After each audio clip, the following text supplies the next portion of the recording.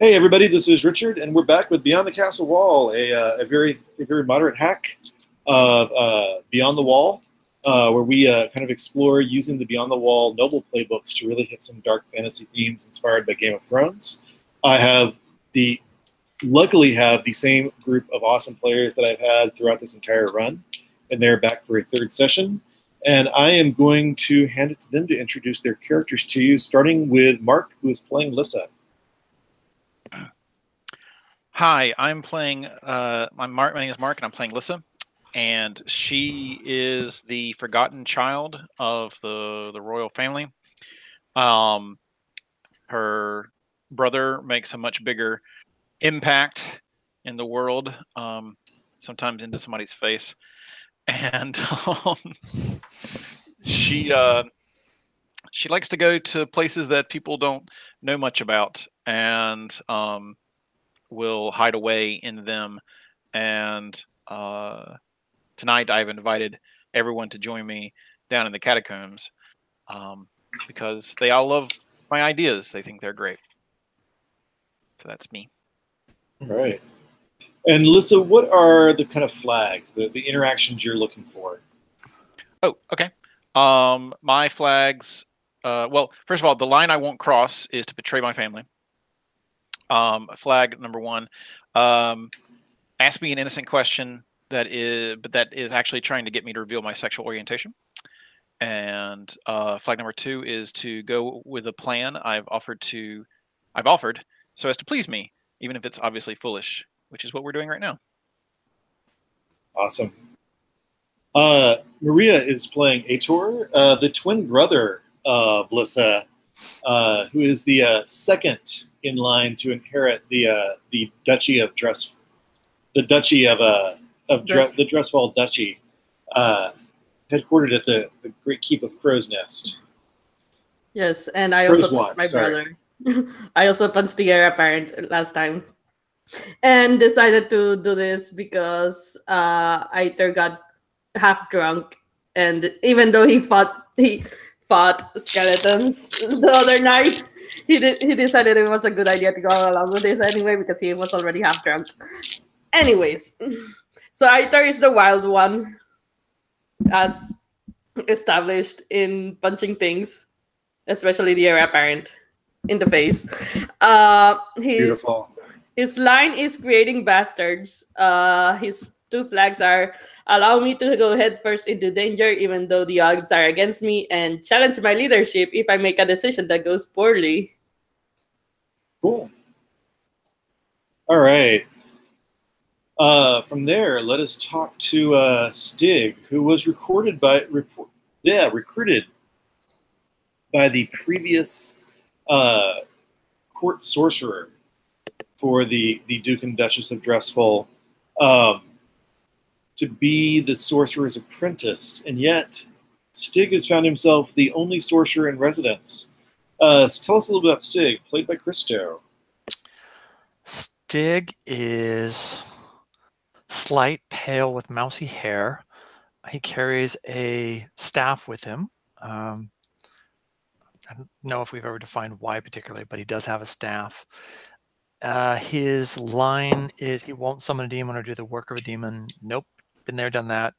Not going to do it again, because that demon got away the last time. Although it did take his master with him, so there were some pluses to this.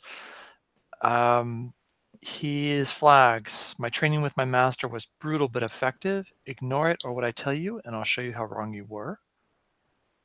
And the second flag is I got your back. Get into trouble and I'll protect cover for you. I'll probably chastise you after or nag you, but I won't let you down.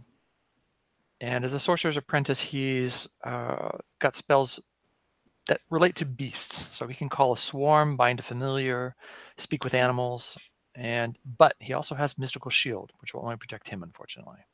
You also have a familiar already, don't you? Yes, I do. I have, I think, Ebony the Crow, if I remember correctly. The Raven, yes. Sorry. Yeah. Which Lyssa can also talk to, but it's like a hush-hush secret. Yeah, so Lyssa and I basically have a Snapchat.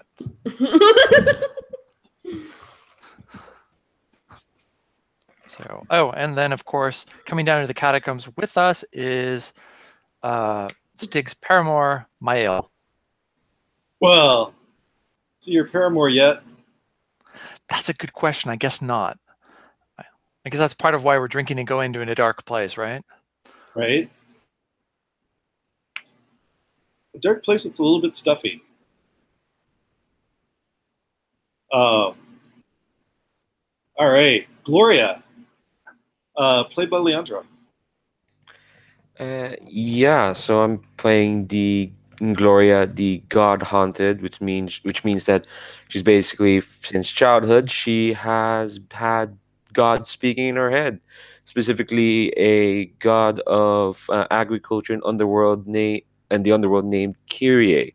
The line she won't cross is needless death because she was raised in a group of mercenaries who were very well. They considered themselves clean, but they killed people, but not they weren't wanton murderers, and so she was raised to like way up life like that, I guess. And her first flag is believe and act on a lie I've told you, and second flag is get me to speak of my life beyond our mission.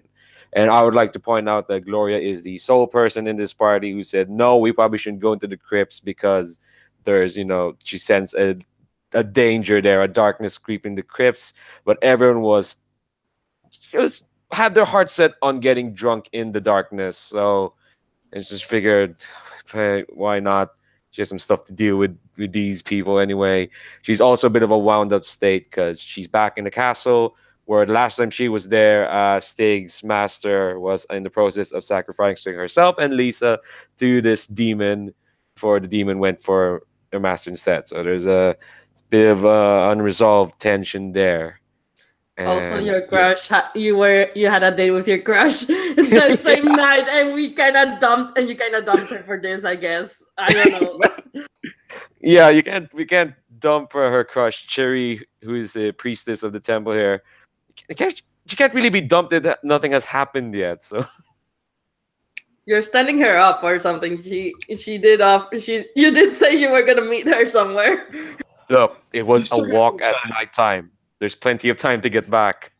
Just get your personal demons out of the way with the help of liquor. All right.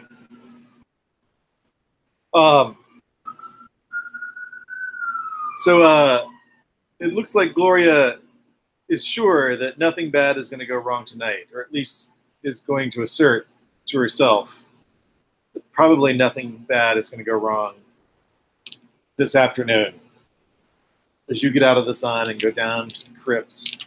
It is not warm, but it is definitely muggy down here. So even though it feels kind of comfortable at first, you can feel the sweat kind of beating on your brow. Even though the temperature doesn't feel off. And Lyssa, tell me about the place that you lead them. So, I lead everyone down to the ancient baths. There are gargoyle-like faces in the walls where water from above slowly drips out, and it looks like they can be adjusted for a little more water flow. There are pools of rainwater from above, and there are also pools with water from hot springs, and Oh, wow. so it's basically just natural onsen style baths, where you you sit on the rocks and stuff like that. Nice. Nice. And you, of course, can hear sounds from the temple above you coming down. Lyssa, what sounds are you hearing right now? I mean, you know that sometimes you can hear the Hall of Confessions or the House of Confession inside the temple. But what are you hearing now? Well, if you're cool with it, then we're hearing the Duke getting beaten for the relieving of stress and for penance. If you wanted to say that for some other time, I can come up with something else. I actually think that's actually what I was going to suggest. If you would, that how long are you down here before you realize that's your Duke, that's your father, Aitor and... Well, there's realizing it and admitting it to yourself, right? So, Right. I probably know pretty quickly, but I ignore that fact. So, if you're ignoring that, which of the other ones is the first one to point out it's the Duke? Not my answer to give. Not mine, because I'm already half drunk. Actually, 3/4 drunk, probably. So I suppose Gloria could lie about it, right? We could believe. Please lie to me. I don't know if. How could you lie about that? It's so evident to everyone in this room. Yeah, I think it'll probably be. I think Stig will probably listen to it and look at the two. What are their last names? The two Drestfall. Drestfall. The two Drestfall children, sort of, doing the sort of peaked brow. Yeah, I'm all dressed fallen. Yeah, is that the Duke? It sort of sounds like the Duke. It's got that commanding tone to his voice. Yeah, he just did say more, didn't he? Well, this is awkward. Maybe we should go deeper, get away from the sound. I think Mail already has like his trousers rolled up, and it's got his feet in one of the pools. I'm hitting on Mail.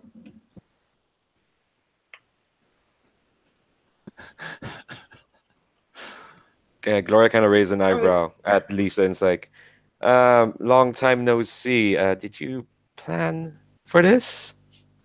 No.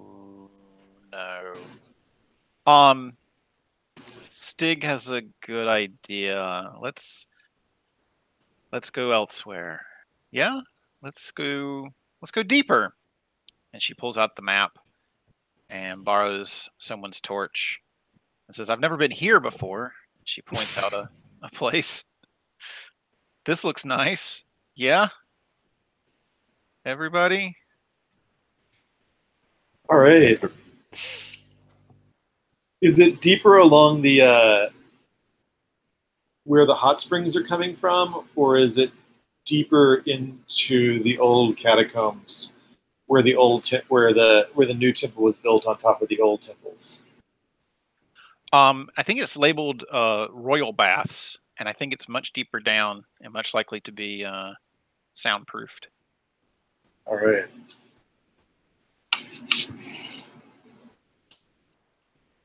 Please. May I suggest it's actually labeled the Chamber of Purity?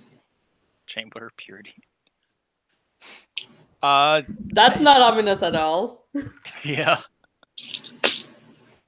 And it is indeed, it is a much more regal looking bathing chamber. But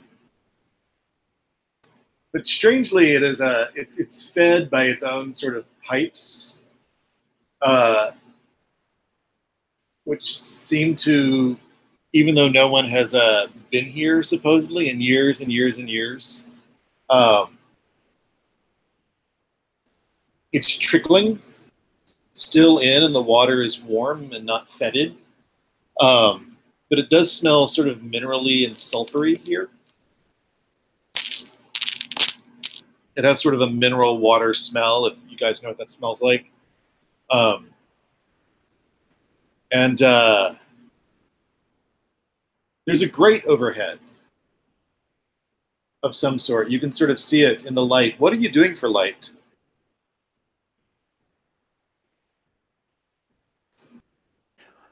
Well, I guess the first question was, were there torches in the other bath? Could we have taken a torch from there?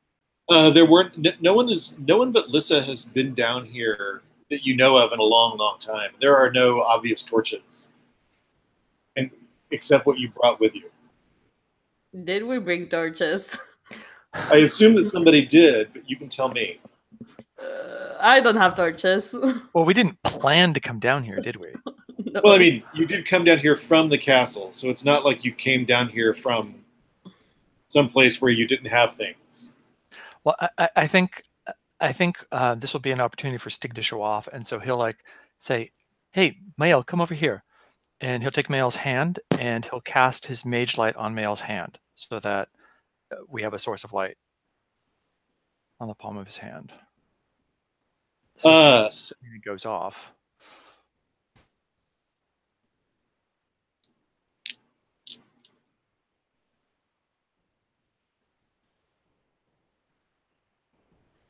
Why don't you roll? Is that a? It's intelligence. 1 second. Just got a problematic text. 1 second.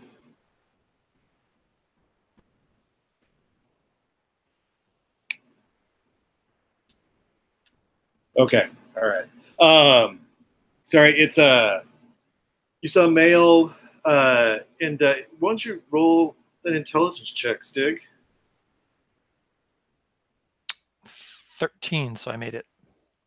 All right. Because my intelligence is 15, if I'm not mistaken. Yeah. Look at something really quickly. And you just touch Stig's hand? Mael's hand. Mael's hand. Sorry. I grab his hand with one hand and then hold my other hand over it and cause like the ball of light to appear into the palm of his hand. So it'd be a ball of sort of a bluish electrical light.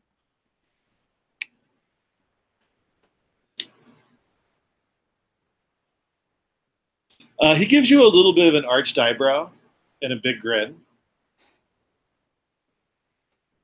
Yeah, see? Isn't that cool? Now you can be the source of our light and lead the way. Why don't you follow me? You all get to the Chamber of Purity, and I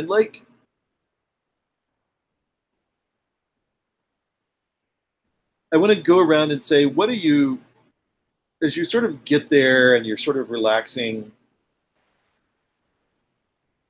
I'd like each of you to describe no more than 2 other people you're having a quiet conversation with at some point in the relaxation. And I'm going to start with Stig. And this is your chance to hit somebody else's flags. But I will let you decide. So what is this, as you kind of get to the Chamber of Purity with these bottles of wine? And you see these large, sort of comfortable pools and this weird grate overhead. And you don't think, based on the dust, that anybody has been here. And it was muggy everywhere else. It is decidedly warm and sulfury smelling in here. So I think Stig will approach Gloria. And since Gloria has more of a connection, I think, to the temple than the rest of us. Well, I guess that's not the case because Lyssa's down here fairly often. Yeah. But Stig will go up to Gloria and offer her a drink and ask, have you ever been down here? This is a pretty cool place. Doesn't look like it gets used often. It could be a nice little meeting place for us. Gloria takes one of the, I guess it's wine, I guess, or yeah, wine, and just takes a swig. Yeah, and kind of she doesn't drink that much, so and just looks like, yeah, it's pretty cool, but what would we have to meet together it for? And she takes another swig, and again, She's trying to seem really, really cool. And I think that's when Mail is just gonna casually walks up and sort of just takes that out of your hand. He's like, for wine. He takes a swig out of the bottle and he passes it to Stig, and he's like, "It's a little stuffy down here, though." Yeah, it is, but I probably won't feel so bad if we take a swim. Are you propositioning? Well, you're obviously not propositioning me, are you? We can all take a swim. It doesn't matter. How hard did you just blush right there, Stig? Stig, yeah, he probably did blush a little bit because that's not what he intended. But he'll so sputter a little bit and say, "Well, I mean, it's a pool. They're warm. Why not? It'll be nice. It'll be relaxing. We've had a rough couple of days. We can all use a swim." Couple of days? Do you not remember the last time I saw you? But before today? Well, yeah, that's one of the reasons we could come down here to talk without having anybody else around. All right, fine. Let's talk. We can talk about that. We can talk about your life before. You never talk about anything with us. All right, fine. Fine. Let's talk. Let's talk. We don't need to swim. Let's just talk. Okay, so last time I saw you, you were helping. Mail has his clothes half off and is like, "But we're not swimming." And I think Stig pushes him in. Sorry. We're talking, and he pushes Mael in. But is listening to what Gloria says while watching Mael. All right. So last time I saw you, it was. All right. Actually, how would you want to describe the summon? I guess it was in the cellar. What would you say? Sorry, this is me, not Gloria. Yeah. Saying, like in the cellar, and your master, Mr. Aki, whatever, was very, very clearly set out and sacrificing not just me, but Lyssa over there as well. And you didn't really explain yourself. Like, I went up there at your invitation, and then suddenly a demon was there with your precious master. Like, did you know your master was consorting with demons? Yeah, I knew that, but I didn't know he was planning on sacrificing. Really? You didn't think that dealing with demons would involve a bit of sacrifice?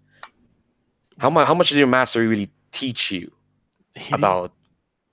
Teach me anything about demons. That was not my area of specialty. I did much better with animals. Right. But how long have you been with him? Like, you would think you would notice that? Consorting with demons? Well, he didn't always have me with them for things like that. He had me do other things. He had me do the initial preparation. You know, he taught me how to lay out the circles and work with the circles of power, but that was it. And you know, I did what he told me. I mean, he didn't leave me much choice. And he pulls up his sleeve and he'll show you that he's got these crisscrossing scars going up his arms that look like burns, and some of them look like sigils. And he says, "You see?" And he pulls up his other sleeve. This is what he's done to me. And he does it when he's mad at me. And he'll put his sleeves down again. He says, "It's not. I was scared of him. But I couldn't let him do that to you or Lyssa." Is that why the demon went for him? Not for the two of us? I broke the circle, so the demon took him since he summoned him. Yeah, Gloria kind of just like looks away from that. It's like, so you don't traffic with that sort of thing anymore, do you? No, I don't. Why would I? It's not. Nothing good will come of it. It's not gonna help anything. And there's that thing is still out there. You saw as well. It didn't go back. It got out. So Whisper Tongue is still out there. We have to stick together. Yeah. Gloria kind of sighs at that, and she's like, I don't know what I saw that night. I just saw yourself and your master setting up this trap, but she can't make herself say it. So what she does is she pushes Stig into the pool, and it's kind of like, yeah, your boyfriend's waiting down there. And it's like Stig's like indignant. Hey, I'm still dressed. Now I'm gonna be all wet. Isn't that the point? And I think he'd take off his shirt and like throw it at you so you get smacked with a big wet shirt. I think we can end there. Yeah, I think that's probably then Stig gets distracted by mail. Aitor, what are two other people you want to have a quick scene with in the catacombs as you guys drink for the next few hours?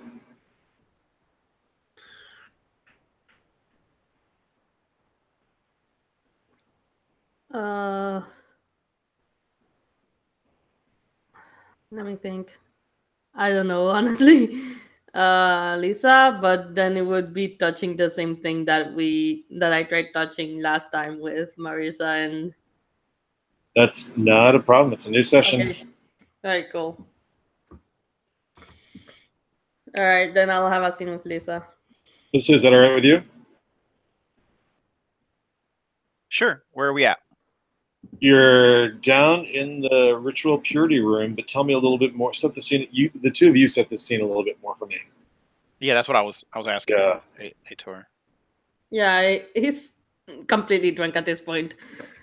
And he's saying, and he's like swimming, like idly swimming. I'm not sure where Lyssa stands in terms of drunkenness or in the pools. So you describe that. Okay. I haven't been drinking very much, and I am decidedly dry. So at some point someone can make that not so. But I've been letting you drink from the bottle, not to get you drunk, but just because it's not my thing exactly. All right. So what I want to ask you about is something that we really haven't established yet, but I think it's cool if you're into it. But I was thinking that maybe we've had a discussion about the line of succession Yeah. and how I would stay out of your way, Yeah. and maybe your plans on, how you want to be the next Duke. Maybe. Yeah. I'm fine with that. Okay. All right. Brother, I think you've drunk too much tonight. Do you want to share with the others? The others have a lot as well. And you haven't drunk any. Here, have some. Oh no, I meant. Okay. And What's wrong? I don't know. It's just not my thing, I guess. Everybody drinks and then forgets what's important to them and says things that they wish they hadn't, and it's just not who I am. You're too careful, I guess. He's swaying a bit because he's drunk. You're too careful. Have you been careful with the plan? Maybe. You haven't been making any bastards, have you? No. That's not. Yeah, no, that's not happened. Okay. And Are you gonna talk to Marisa? Marisa? Yeah, I guess somebody has to take the blame for all these missing bottles of wine. I'm not talking about that. Oh, what are you saying? Why did you tell her to rearrange the bottles? She was distraught from the animals going crazy, and I thought having something to do would make her feel better. I've told you this. To make you feel better, right? To make her Making her feel better makes you feel better, right? sure. So why don't you tell her how you feel? She's cute. Oh, making the villagers feel good after while you were punching your brother was also something I'm not going to go and admit anything to any of them. But you picked out Marisia specifically for I don't know. I think I don't know. I'm drunk. I'm just. He falls down to the pool. Makes a bit of splash.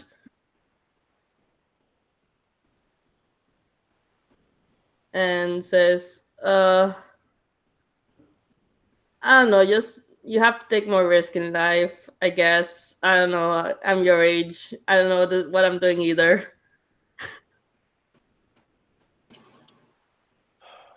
Well, swimming does look like fun. Yes, yes. Come in. And he's like super fucking drunk at this point, so it's like you may come in or not. He probably won't notice. Okay. She takes her shoes off and dips her toes in the water and decides that the temperature is reasonable, and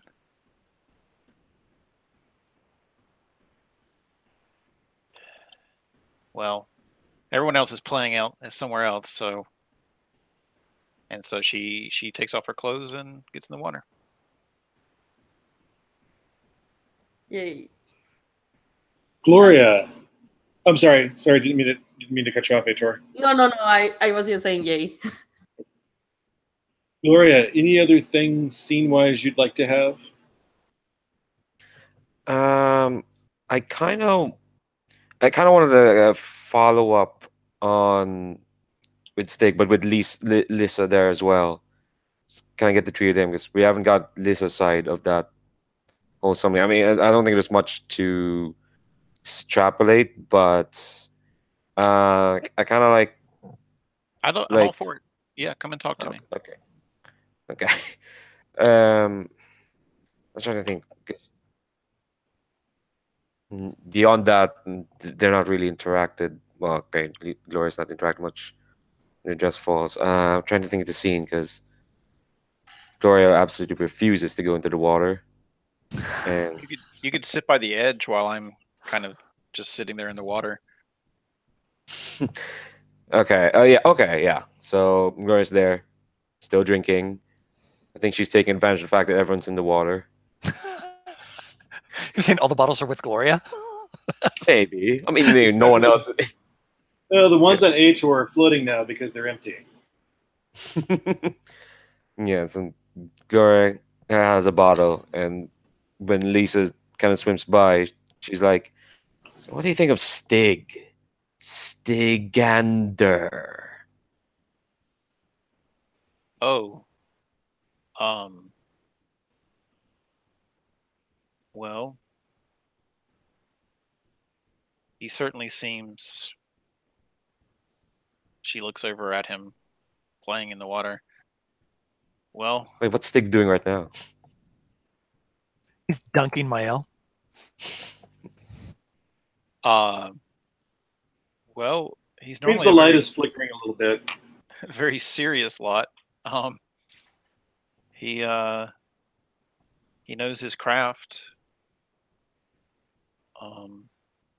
When did you forgive him for nearly getting us killed and whatnot?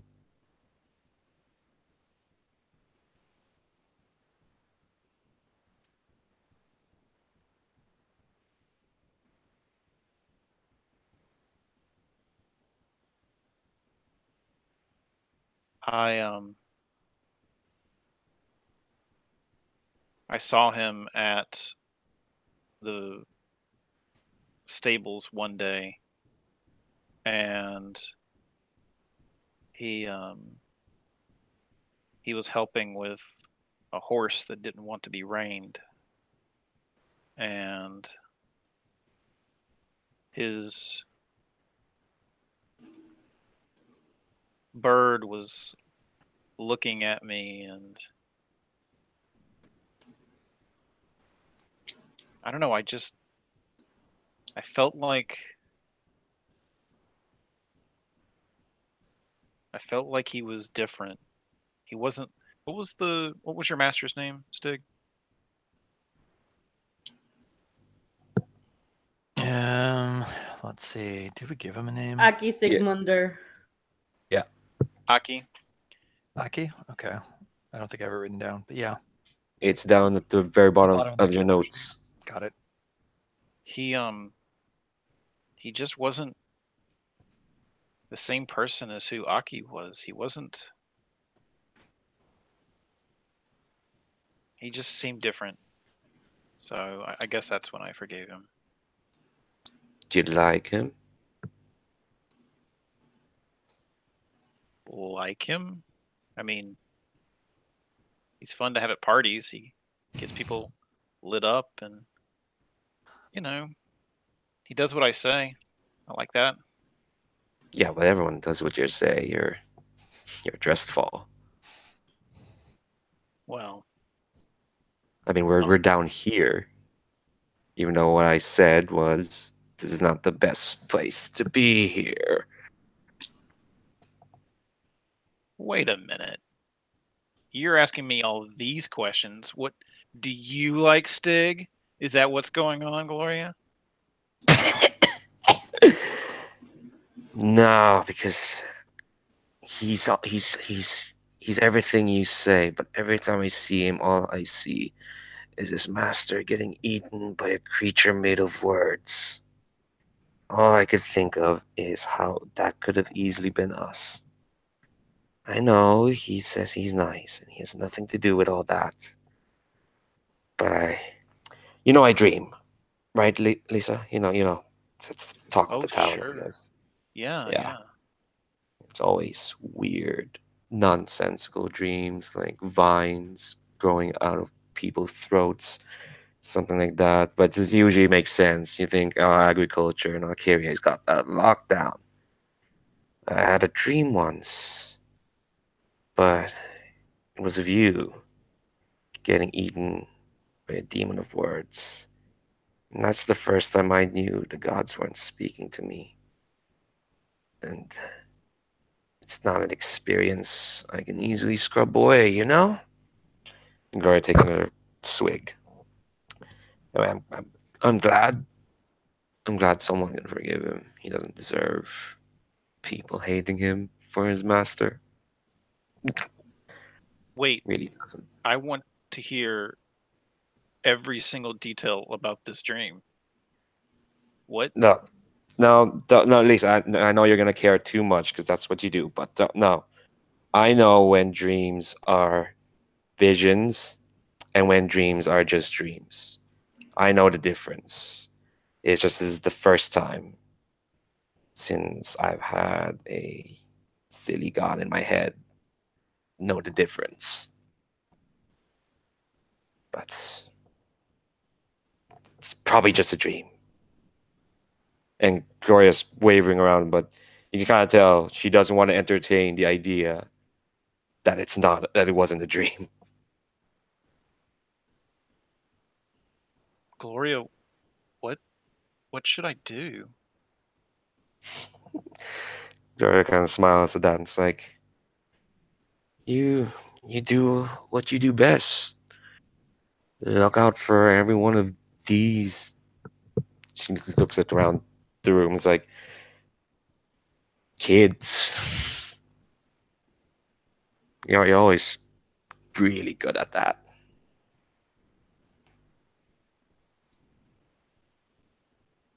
But you won't tell me any more about this dream. Do you want me to tell you in every detail how this monster's language sliced through your skin and dug out your entrails and all the gory details? I just want to know who was there. Who do I have to kill to make sure this doesn't happen? Was it Stig? Is that what you've been telling me? Every time I see his face, every time. Dora takes another swig. It's hell having dreams like this, Lyssa. Like, would not recommend.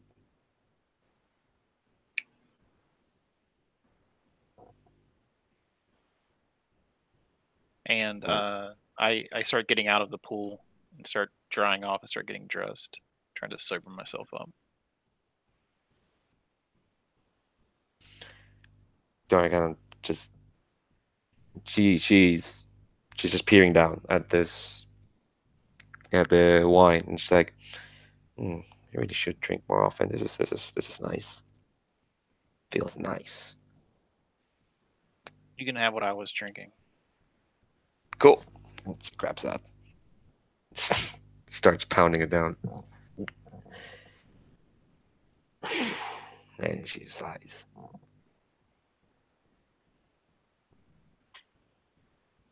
Okay, it's probably just a dream. Don't. Dreams are only as important as what you think about them are. I got lots of silly dreams. Scary dreams. Then she's proper nodding off now. Gloria, do you drink very much? Not at all. I think this might really be the first time she's ever drunk. She's really had this much to drink. I'd like you to make a saving throw versus poison. I would also like Aitor to make a saving throw versus poison. We don't have to roll for that? You're gonna roll a d20 and try to get equal to or over the value on the sheet for saving throw. Hey, at least it's like my best saving throw. Oh. You want equal to or over? Which one? Oh, over this time. Yes, yes. This is a system where it's like it changes all the time. Okay, yeah. So I got a 12, and my saving throw is a 14. So you are indeed not only nodding off, you have just sort of slouched. Where? What was the sentence you were saying as you sort of nodded off, Gloria? I rolled a 3. I'm gonna spend a fortune point to reroll. Actually, do you remember that you have all your fortune points restored? Yes. Yeah, I could do and that. And I rolled a 4. Yeah, I'm not gonna do that. I think it's more interesting. It's more interesting. I'm not gonna waste all my fortune points on not getting drunk. I'm sorry. I just wasted 1. So. So what were you saying, Richard? What was the last thing you were saying, Gloria, as you drifted off? The last thing you remember talking about. It was a sentence you were halfway through. Tell me the sentence and tell me how far you got. I think it was. Tell me the sentence. Very slowly. I have all sorts of dreams. Scary ones, silly ones, things that might or might not happen.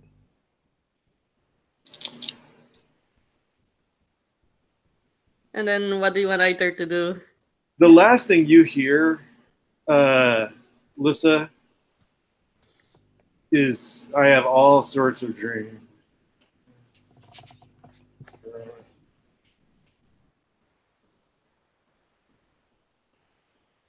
And you've never seen anybody fall asleep sitting up before?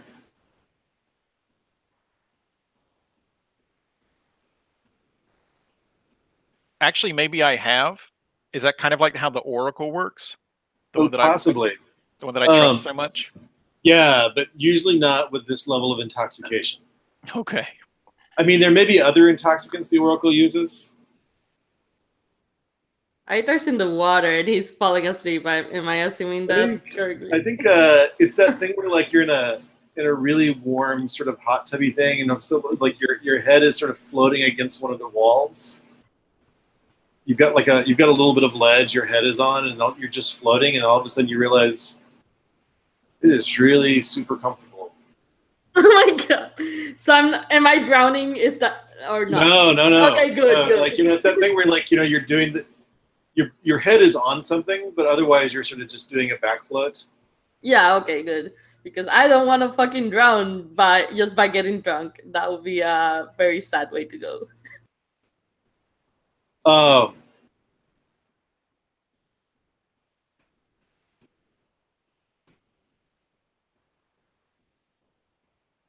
Stig, I think Mael is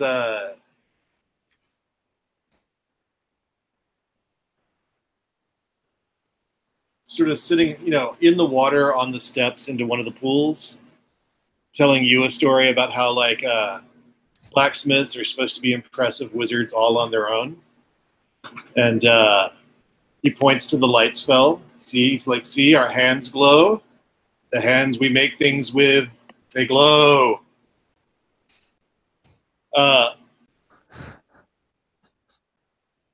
And how are you responding to this whole like assertion of wizardly power among blacksmiths? I think Stig will laugh and say, "Well, yeah. I mean, you have your own sort of magic. You make amazing things out of metal. Things that I can never do with these hands." You are amazing, Mael. And he says, these hands right here, and he sort of takes your hand, and the light sort of fades as your hand sort of goes into his hand. And he sort of looks at you with kind of one eye excessively flirtatiously. And then he sort of leans forward. And then he just sort of collapses. He passes out on my shoulder. He passes out on your shoulder. Stig, make a wisdom saving throw. Okay. No, a wisdom saving throw, just a wisdom check. I'm mixing my games up here. Ooh, yeah, I failed it by 1. I am so sorry. Do you want to use a fortune point, or do you want to go with it? Is this me trying to notice something? Is that what this is? Yeah. I'll use a fortune point. Can I use a fortune point just for a +2? Can I use that on myself? Yeah, you can't use that on yourself. So I have to reroll. Okay, yeah, you gotta I'll give it another reroll. go. You want to get a 15 or lower? Yep. Got an 18. I won't suggest burning all your fortune points now, since you've just gotten them back. No, I think if it happens like this, it's probably just gotta go with it. Are you moving the lumbering, mostly nude form of Mael into out of the pool, or what are you doing? Definitely, yeah. I'm gonna get him out of the pool, and probably go over and check Aitor also while I'm at it. So you get Mael out of the pool, and I'd like you to make a saving throw versus spell. Okay. Saving throw versus spell. What is mine? Spell 12.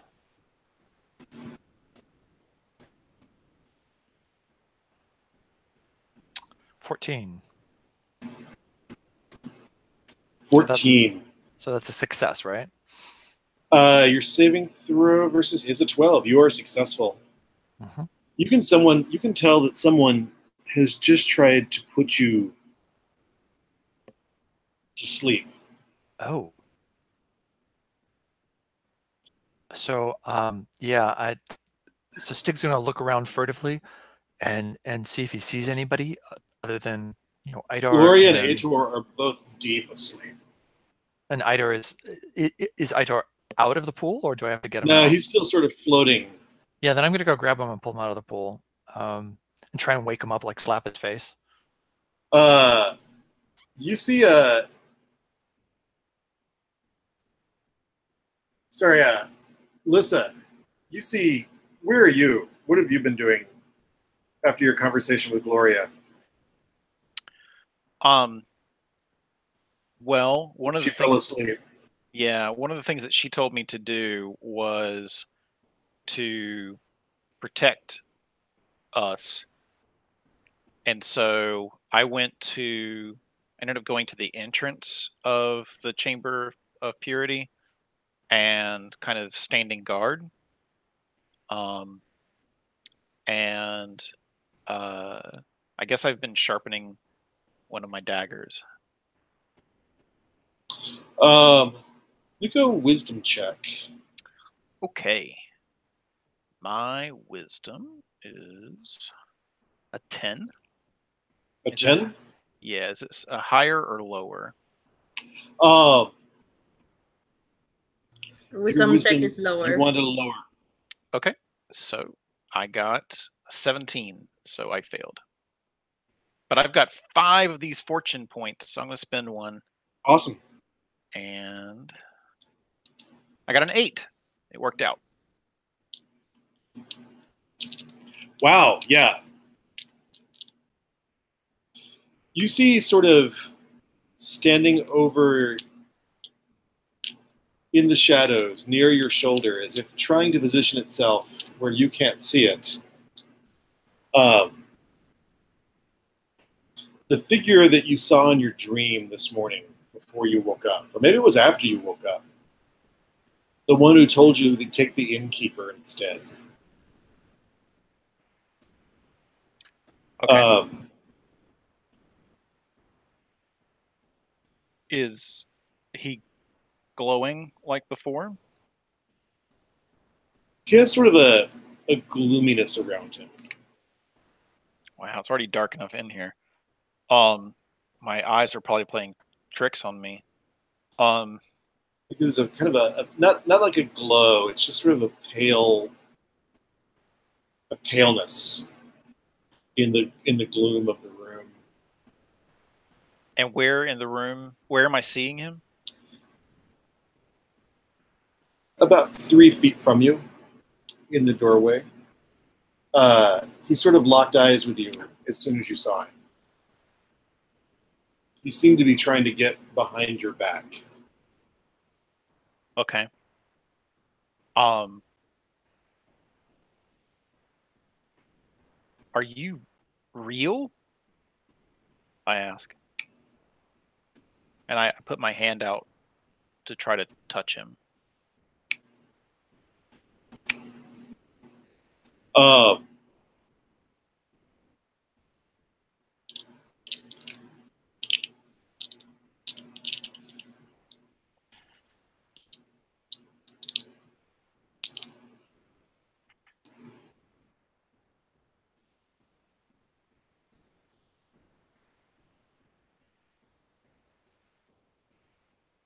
Can we speak?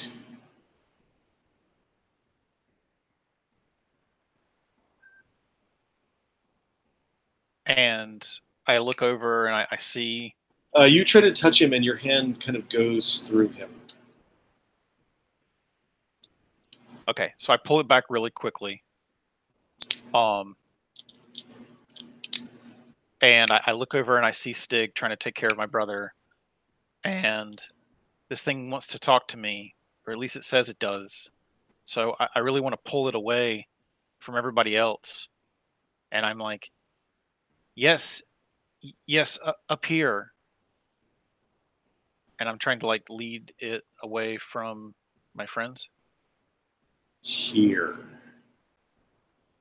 We're going to do this because we're in an encounter and it kind of matters who does what before everybody else. Does not mean we're in combat necessarily, though it may mean that. Why doesn't everybody roll a d6 and add your initiative bonus?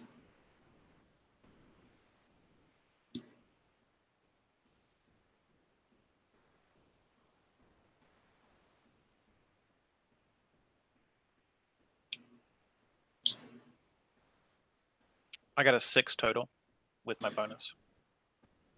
Anybody get higher than a 6? I got a 5, but I'm not asleep. Oh, yours counts Same. too. A 5 Yeah, I also, also got Gloria? a 5. All Yeah. right. And what about you, Stig? I got a 4. The sleeping people are faster than I am.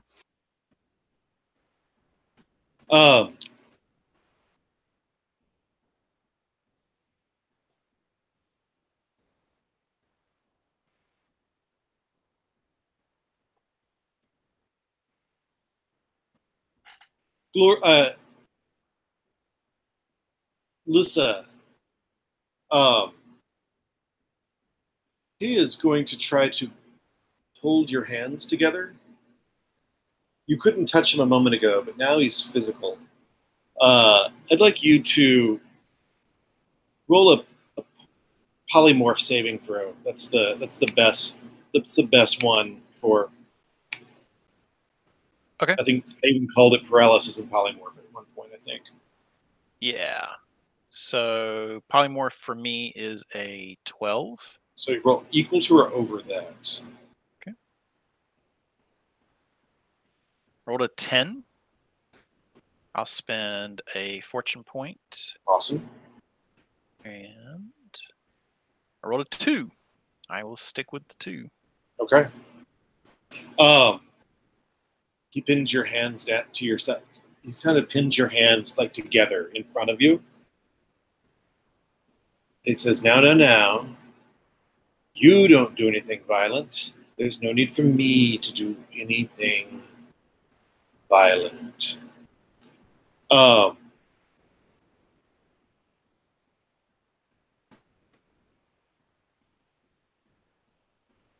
Gloria. And this is just to remind you guys that the X card is on the table. So, if the nightmares get a little too weird, do not be afraid to use the X card. Gloria, you are back in the summoning circle in your nightmare. You're vaguely aware that it is a nightmare. And I'm going to tell you a thing that happens, and then it's going to happen, and then you have a chance to respond to it.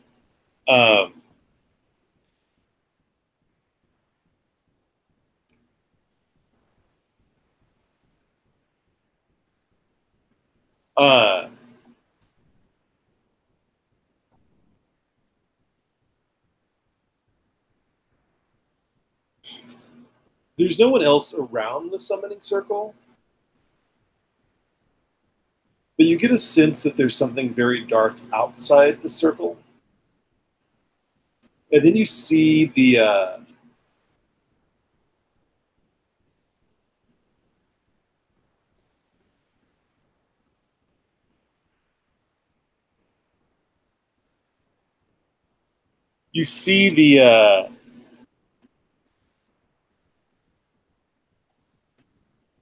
shadowy figure move through the room.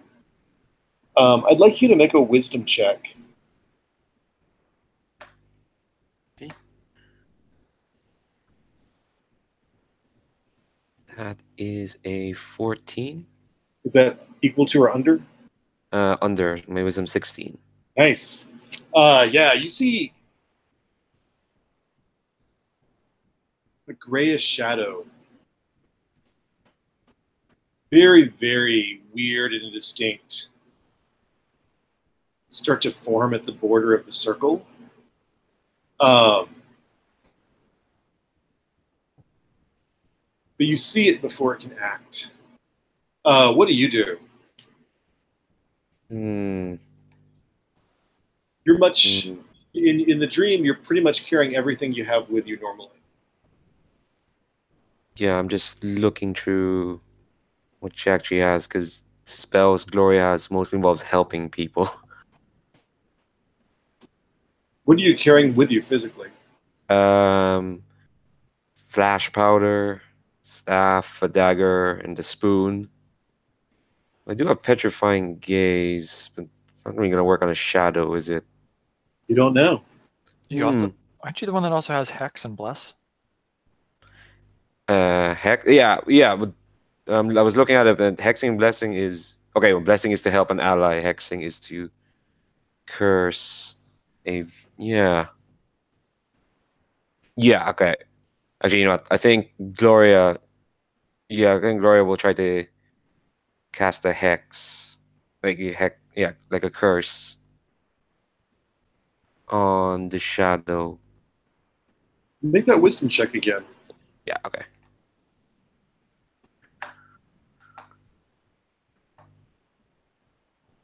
Oh dear, it's a 17 now. one above 16. Do you want to spend? Yeah, actually, yeah. Okay.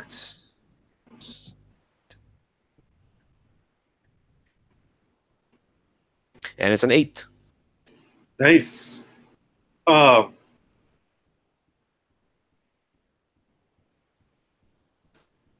You can actually, with that roll, what are you hexing it to prevent it from doing, or what are you saying it will have a problem doing? Let's see. Harming her? Oh, doing anything to harm you? Yeah.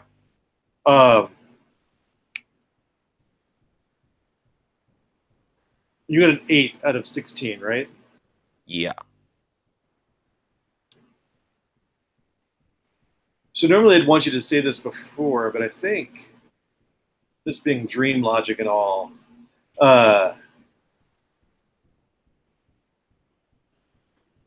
this thing is going to take a -2 to do anything to hurt you.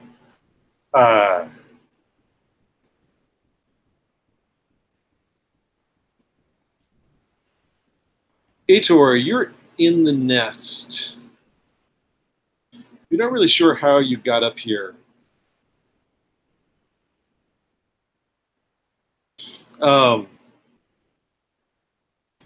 But in your dream, Roland is sleeping very peacefully in the corner with a couple of candles around. And you have everything you had with you when you had your clothes on.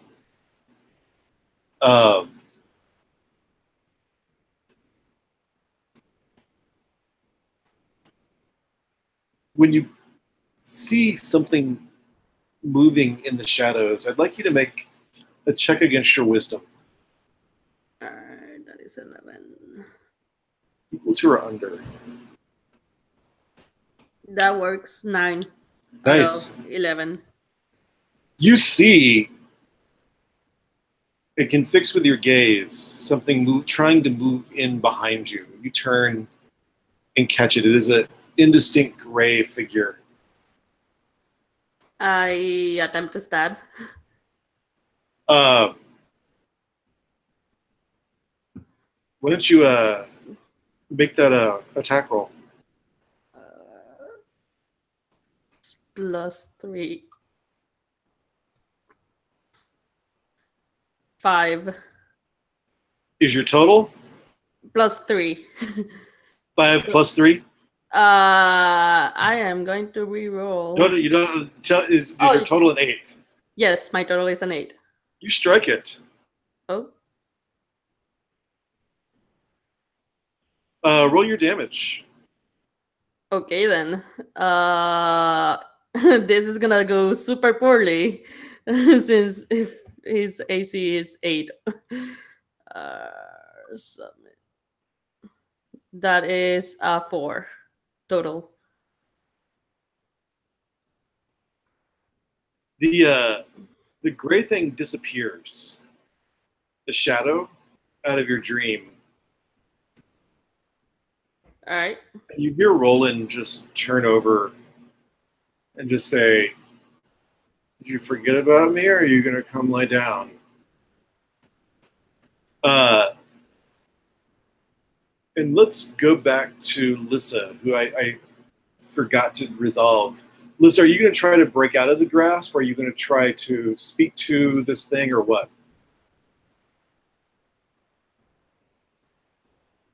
I'm trying to draw its attention away from everybody by engaging it in conversation. What do you say to it?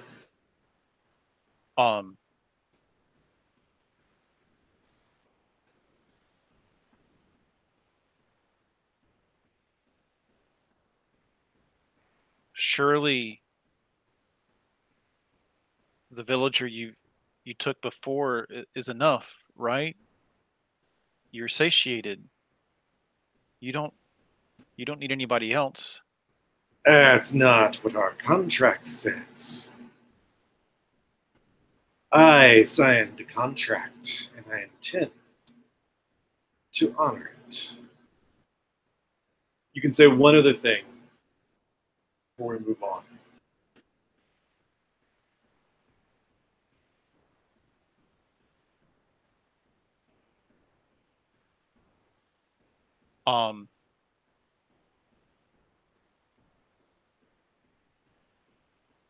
So I'm going to repeat something that I heard Aki say to the demon right before everything went to hell.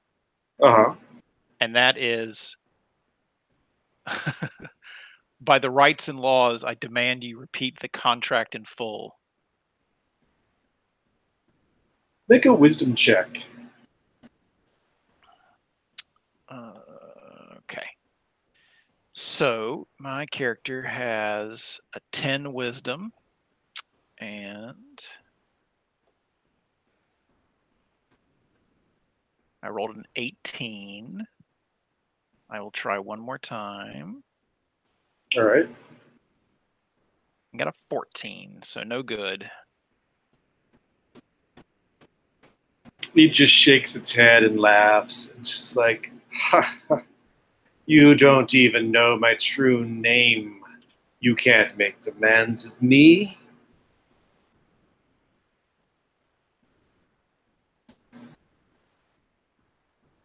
And that's all you said I could say, so... Yeah. So you'll be able to say more, and anybody else has seen, you can interject something. But I just wanted to give you a chance to ask it questions or try to make demands of it. Yeah, I mean, I would love to, but yeah. Actually, let's use the roll. Okay, yeah, that's going to be it for this turn. But on the next turn, you can do. I'll do another D3. Okay.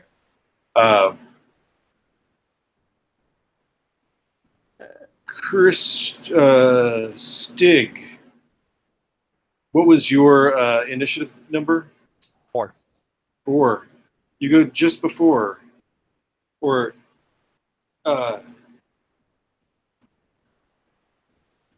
just as a.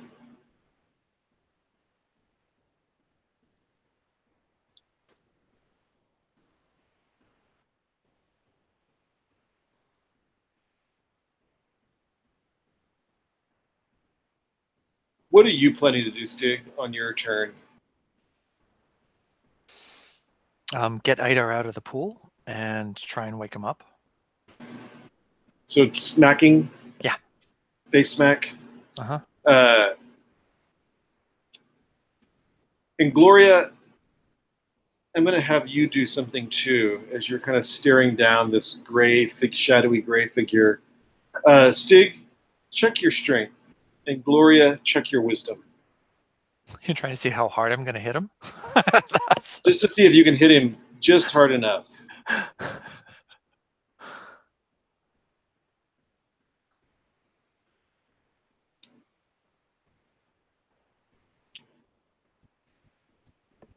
That's not a roll, right? Sorry. I'm sorry? Was that a wisdom check you're asking for? I was asking for a wisdom check. Yes. All right, cool. Yeah. Okay. You see this thing try to enter the circle again, but you still have it sort of fixed in your glare. It can't really sneak past you. at this moment. Gloria has the spoon out, actually. Has a what? She has the spoon out. The spoon? Okay. She kind of panicked, and that's the first thing she pulled out. And Stig, how did that go for you? Botched it. I got a 14, and my strength is 8. So I think you're like not really. And I think I'll put some elbow grease into it and use a fortune point. Okay. For the fortune point, I will just let it succeed. Oh, cool. And Aitor, you come too. And let's roll initiative again. All right, cool. 1 second. All of us or just Aitor? Everybody. That is an 8.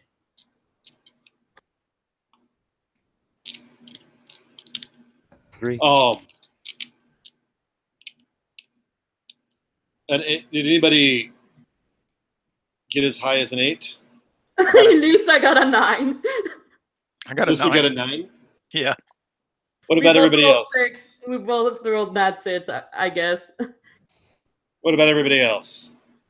It got a 6. I got 3. All right. So let's start with 9. Lyssa, what are you doing? You can ask. You can try to give 3 commands or ask 3 questions. Or any mixture of the two. Okay.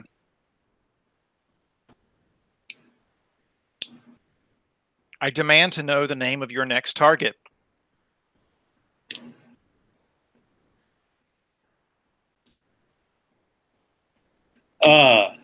Oh.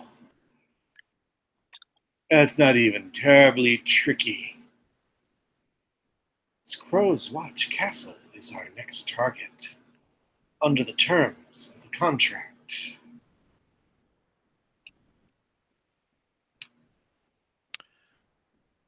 I'm going to try to...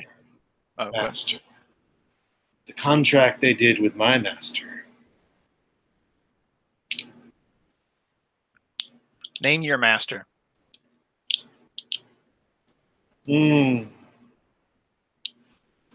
See, I want to know what you'll do for me, but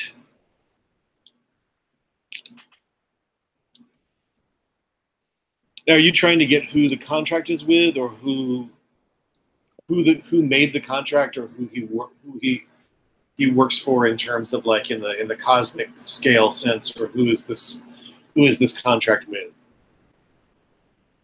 Mm-hmm. I didn't know that there was a difference.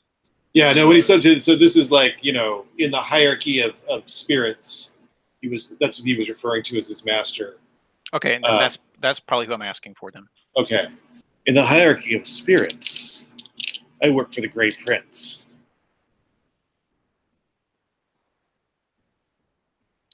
I'm going to try to rip my hands free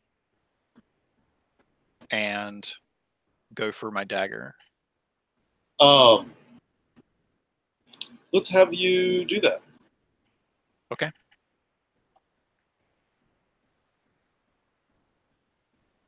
Would that be a strength roll? Yeah, make a strength roll. Okay. I have a strength of 11. Equal to or under? 19. Do you want to use the point, or do you want to ask question?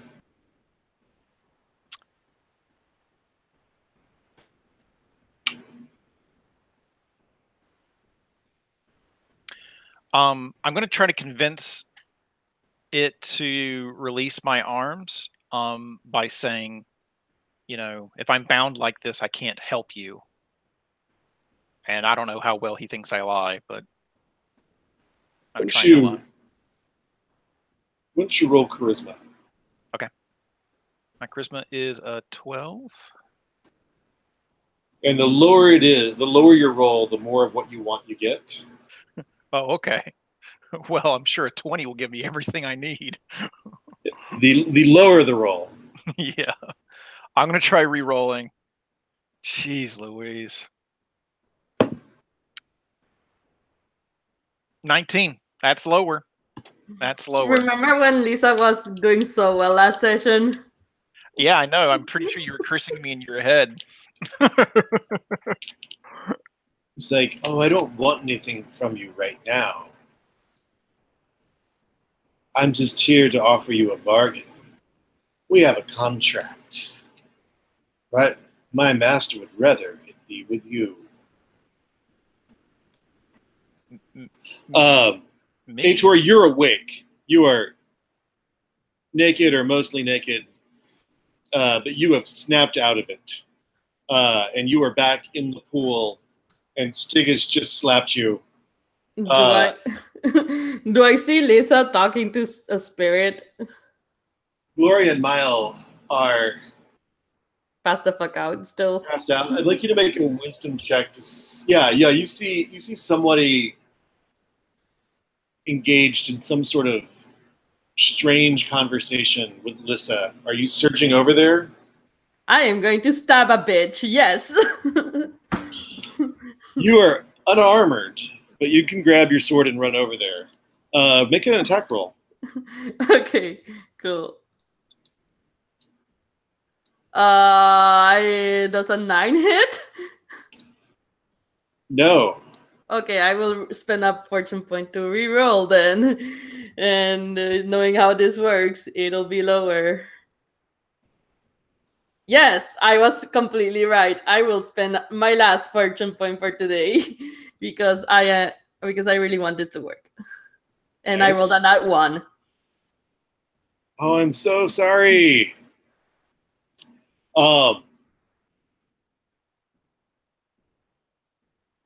Wait, you were rolling to attack, or was this a To attack. This is an attack. This is a high roll. Oh, yeah. Yes, I promise. One of the things on the agenda for actually adapting this game is to just use the Macchiato Monsters Always Roll Low system rather than the built-in Beyond the Wall system. But I'm not going to say that on wait, I said that on broadcast. Sorry. We love this game. Yeah. But this was a little awkward. I haven't played Macchiato Monster, so I don't know how that works. It's an always roll low like the Black Hack. So, but we otherwise love this game. So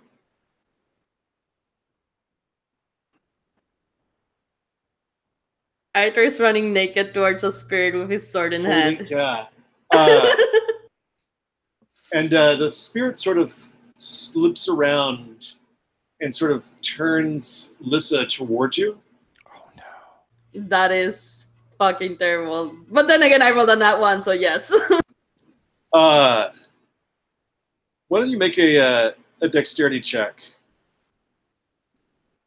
Are you asking Lyssa to make a dexterity check? No, Aitor, thank you. Yeah, because that's totally the best option, considering my dexterity is like 4 points lower than Lyssa's. Still rolling low, so that's good. What'd you get? 7 out of 12. Nice. Good job. Yeah, you're able to sort of catch yourself. I want to stop my brother, not my sister. Right. You are able to catch yourself and stop yourself, but you do drop your sword, and you're going to have to pick it up to use it as you stand there completely naked, Aitor, with your sister still held, grasping this thing's hands. That was 8. Did anybody have a 7? Oh, wait, no. It had an 8. So simultaneously with that,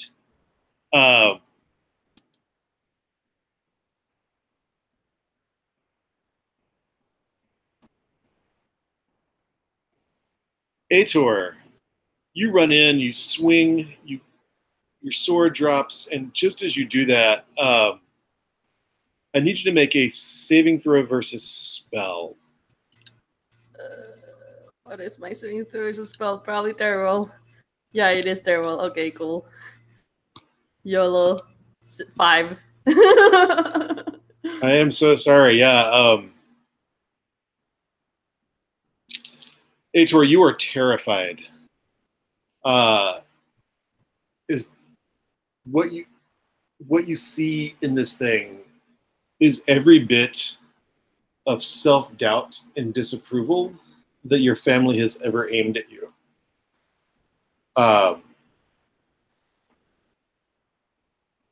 And starting your next turn, you're going to start moving away from it.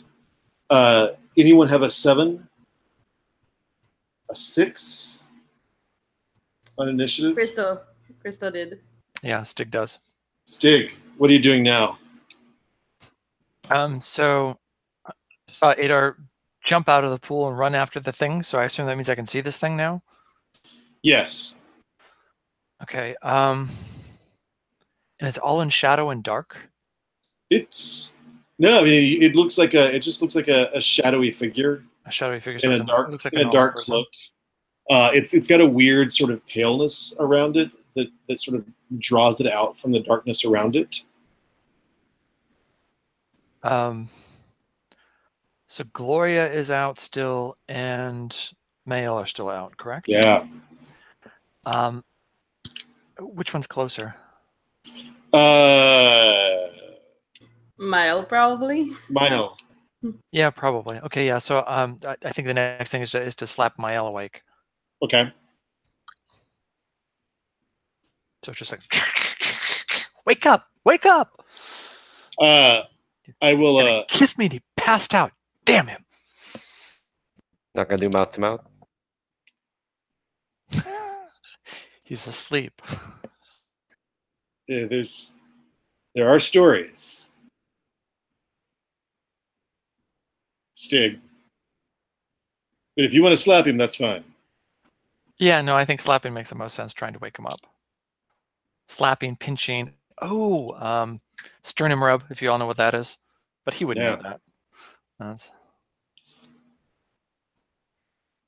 Yeah, so it's slapping. Do you want me to roll to see how well I do? Yeah, roll his strength. Check. Just my favorite thing. Maybe I should kiss him. Probably better odds. Too late. You already started slapping. I know. 17. Nope. Yeah, can't kiss and slap in the same turn. It's not working. Smack, smack, smack, smack. This is something sleep spell, damn it. This Not for Kids game is brought to you by the Gauntlet. And 5. Anybody at 5? Gloria's at 3. All right. Gloria, the shadow just lunges at you.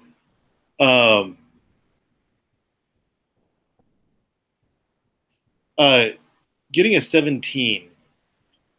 What is your armor class? Since you've kept everything on. My armor class is a 9. Okay. Yeah, it hits you. And you take 1 damage as you feel a sharp prick, like with claws, on your skin. Ugh. In the dream.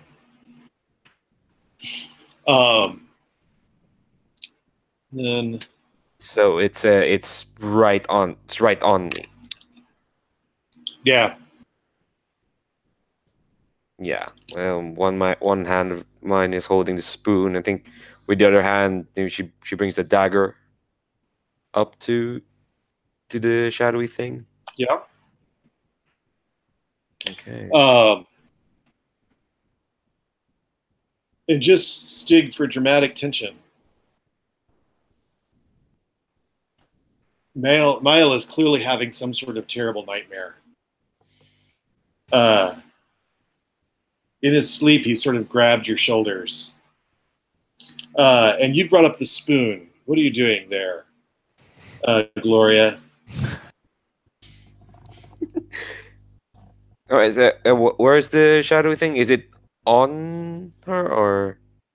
It sort of reached through the circle with kind of these weirdly extended arms. Ah. and So- because you're in the broken circle from the sacrifice. Yeah. So yeah, it's still a ways away from Gloria. And she's kind of deep breaths. I think for some reason just holding up the spoon, and she's like, she's almost like, well, she's clearly scared. So don't have any. I think she will try that petrifying gaze now, and she's just like, yeah, she's holding up the spoon and making like this sort of gesture, I say, because yeah, like the spoon is a holy symbol, whatnot, and petrifying gaze is kind of like the power of Kyrie coming, appearing behind through her eyes or something like that. Or I think that was, yeah. Oh, Gloria, you sink down into a restful sleep. The whole circle disappears. I'd like you to make a wisdom check. Okay. That's a 12. And Which is under your wisdom, correct? Yeah, 16. So I'm going to give you one piece of information in your sleep. Is Stig, you can see Gloria just relax. Though she's still asleep. And she just sort of like, kind of pulls her, like rolls over. Like was having something much like a nightmare, which Mael is still having.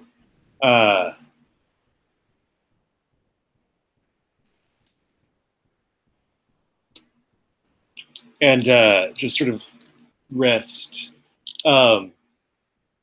The thing you're fighting in your dream, Gloria, is not the thing that lived deep below the temple. The thing that lived deep below the temple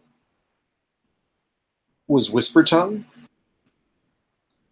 And the thing you're talking about, or that you're talking to in your dream, or confronted in your dream, is something else entirely, something new, something of a different variety.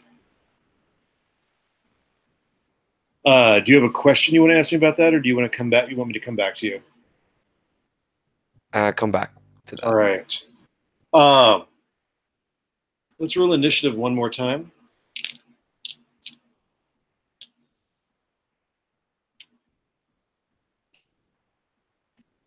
And let me know if you beat a 6 or equal a 6. Equal to 6.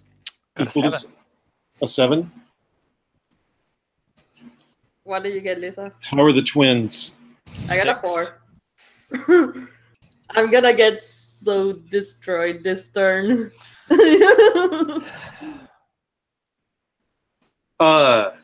Stig, are you still trying to wake up Mael? I think at this point it's going to be an act of desperation, and he's going to push Mael into the pool, assuming that the water will force him to like sputter and wake up. That's very clever, Stig. Why don't you let's call it an intelligence check, just for fun. Just because, yay, something I might be good at.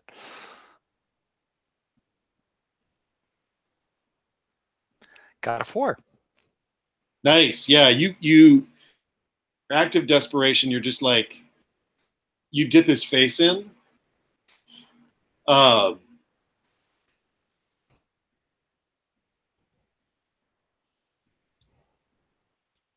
And all of a sudden you feel him sort of pushing against you to get his face out of the water. And he bounds up, breathing heavily and looking around, terrified. I'll calm him down. It's okay, but it's not. It's okay. You were enspelled. I got you out of it, but we're being attacked by that thing over there. Make a charisma check.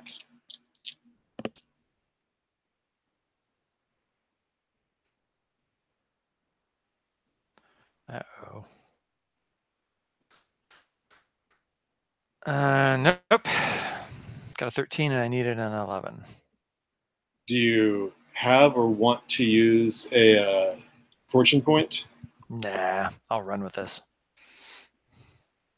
Mile looks like he's terrified of all of you, and his hand is still glowing, and he starts to surge out of the pool and run towards the door. Very confused and lumbering. And naked. You're forgetting and naked. And naked. Yes, also and naked. And towards the thing that is yes. in the doorway.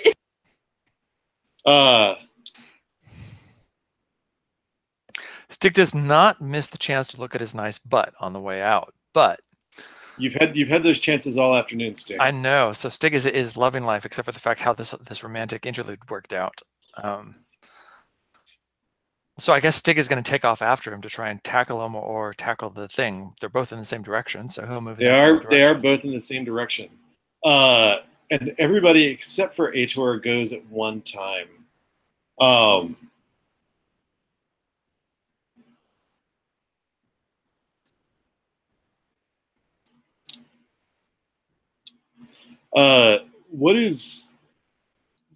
What are Gloria and Lyssa doing? Does Gloria wake up or is she still in the dream? Oh yeah. Gloria, are you gonna try to wake up, or are you just gonna sleep it off? I'll try to wake up. Make a Constitution check. Okay. Let's see, my Constitution's 11. I got a 9. Nice. Yeah, you able to like pull yourself out of this and can act next turn. Lyssa, what are you gonna do?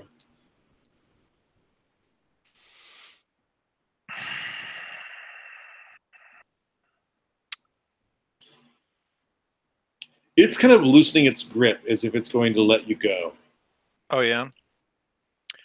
I'm going to make an assumption that this thing knows a lot of languages, and I'm going to speak to it in the language of crows. Oh. And I'm going to tell it that I will bargain with it if everyone is allowed to leave alive. Make it a charisma check. Alrighty. Lyssa? I have a charisma of 12. Mm-hmm. And I got an 11. Nicely done.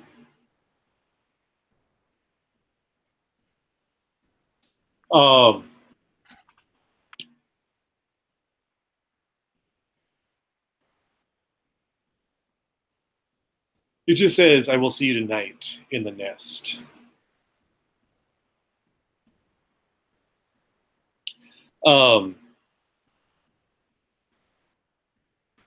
Gloria, you're awake. Aitor, the desire to flee leaves you as this thing starts to vanish. What do you do?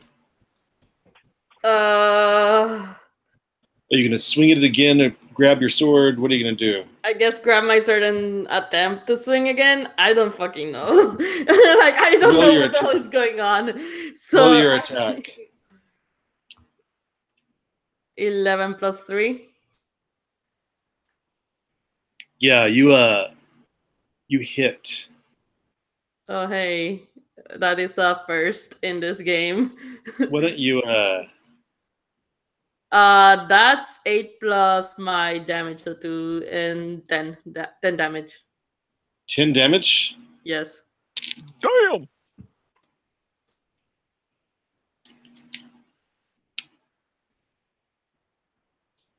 And in the language of crows, Lyssa, the last thing you hear before this thing disappears is, "I will remember that insult when we meet tonight." Amazing. I just made things worse for Lyssa.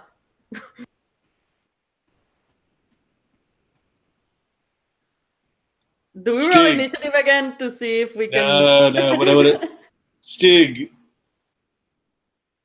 are you going to try to kind of grab Mile and try to calm him down? Yeah. Roll your charisma check again. To try and get through to him? Is that the idea? Yeah. Okay. I was thinking maybe tackle him first, but strength is also not my best skill. I'll let you. I'll let it go in reverse. If he doesn't calm down, you can try to tackle him. Okay. Nope. Got a 20. Do you want to use that No. point? No, I want to tackle him. Okay. Roll your strength. Oh, it would be strength or dexterity? Strength, you think? Let's do strength. He's a big guy. Ooh, nat 1. Got him. Yeah, you get him, and you're both naked, and you've pressed him against the wall.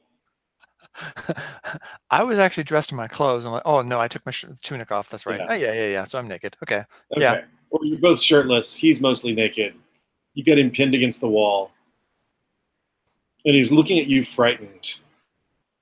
Gloria, you're awake. What do you do, Gloria? She kind of first rolls over a bunch of empty bottles, and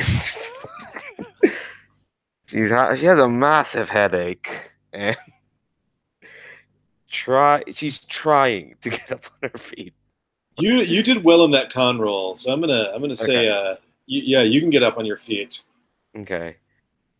She gets up on her feet and just sees what did she see? What did she see? Stig and Yeah, Mile. she sees Mile looking clearly distraught, much like you feel. And Stig is holding on to him, pinning him against the wall. Aitor has his sword and is naked in front of Lyssa. Also, in the doorway. Standing in the doorway as if she's standing guard. Okay, I think Gloria is gonna ignore those other disasters and walk straight up to Lyssa, and it's like, what happened? Ghost? I don't know. Lyssa, what the hell happened?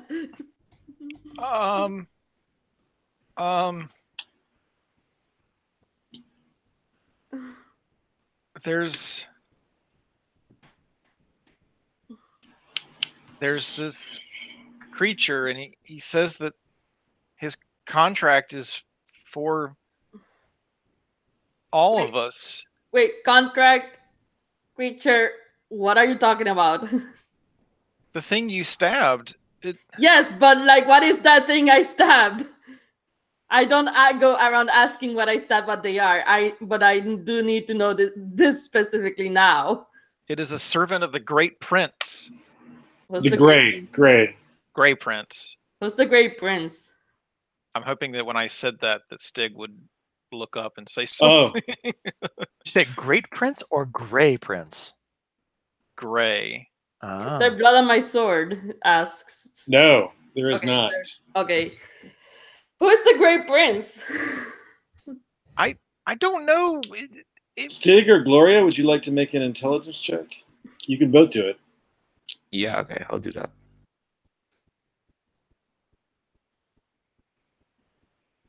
And my intelligence is a 10, and I got an 11.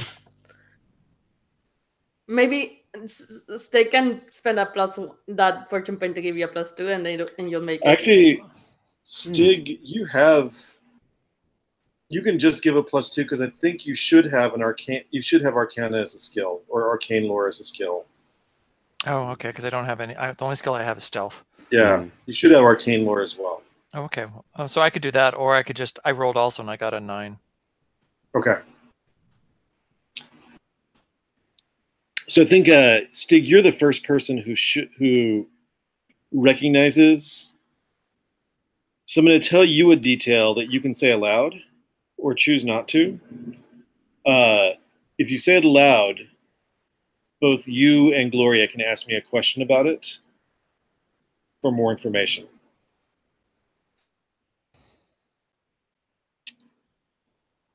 You know the Grey Prince is a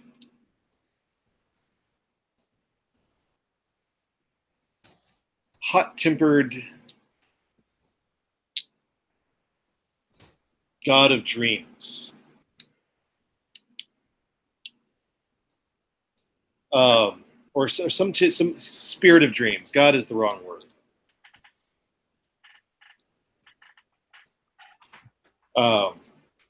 It's kind of a trickster of the more vindictive sort.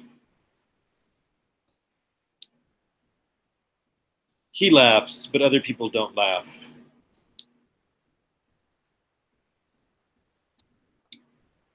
Okay. Do you say this aloud? Yeah. Of course I do. Trying to get their trust again. Gloria, do you have a question about that? Or about the thing we previously discussed? Yeah, I think she's just she's gonna say like there was a thing that attacked her in her dreams, and is it the same? Is it also? Do you have a question for me? Sorry, just about things that Gloria would know. Is the Grey Prince very well known, or? The Grey Prince dates back to the time of the old gods, and is fits somewhere in the pantheon, but much like the muses or the graces or the furies would fit in the pantheon. So it wouldn't be he wouldn't be well known in this. Well known, but not a ruling deity. A deity that you went to for special favors, like the furies or the muses. But it's had an older name that you may not know. Okay. Do you see that? Do you say this out loud? Yeah, and then she adds a punctuation point. What we need more. Much like Kyrie, the Grey Prince came from the world below. Yeah, I think she also mentioned that. Was a deity of the underworld, of nightmares and prophetic visions. Yay! Prophetic nightmares. Not the only deity of dreams, but the one who seemed to work for the other deities of the underworld. And it's got a contract with all of us, huh? No, like a contract on us, a contract on the watch. But it said that it wanted to renegotiate. So I didn't want you all to die, so I agreed to negotiate with it. Why don't you just stab it? I think Stig hears this and it's just, you what? You negotiated with a demon? Why don't you just stab the thing? My hands were bound. It had me locked up. Oh. Stig,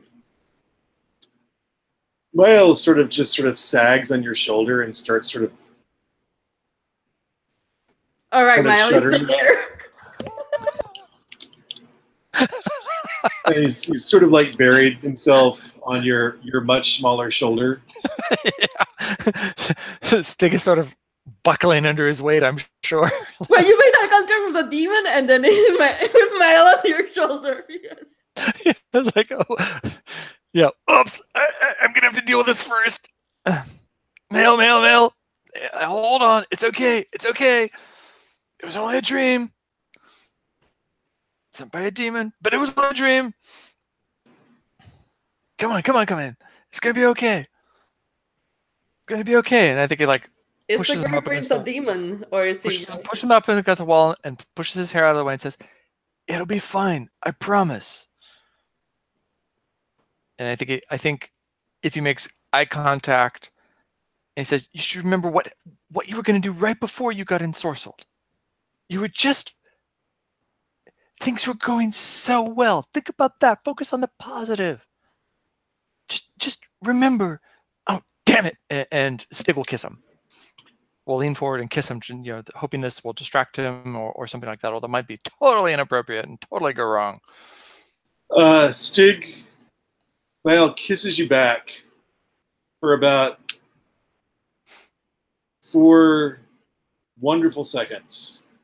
It would seem like a lifetime. And then he pulls back and loses all of the wine in his stomach right at your feet. Okay. That's okay. Practice makes perfect. Gloria?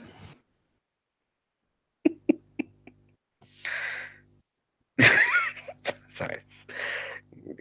I almost want Gloria to sympathy her as well, but that's, I don't know. No, I think she's looking at that and looks at Lyssa and it's like, I think what you're realizing, Gloria, is that it's almost evening. Or it's after evening. Yeah, the thing is... It is probably well after sunset. Mm-hmm. Possibly. Who knows? You're way down here. Yeah. You went to sleep. There's no sunlight here. That's accurate. Yeah. But no one else in this group knows about Sherry? Gloria's... Yeah, about Sherry. About the fact that Gloria is crushing on her. I don't think anyone knows. Yeah. I think Gloria turns to Lyssa and is like, so what does he want? It said it wanted to deal with me. That's all I know. I'll come with you. You need all the help you can get. How good are you at climbing? Just hold on and don't look down, right? Aitor starts laughing before he starts. And also, I guess I'll roll con to see if he actually pukes as well. Yeah, go ahead and do that. I got a 5 out of 14, so I'm fine. Yeah, Aitor, you keep it together. Gloria's like, you're gonna need all the help. You shouldn't face this thing alone. I know it's like to deal with gods, creatures in your mind. The implication of the way he said night, you are pretty certain means the witching hour, which would be roughly equivalent to midnight. Lyssa, that's what you understood. Sure. That's when he talked to you, or roughly about the same time he talked to you in the wee hours of this morning. Okay.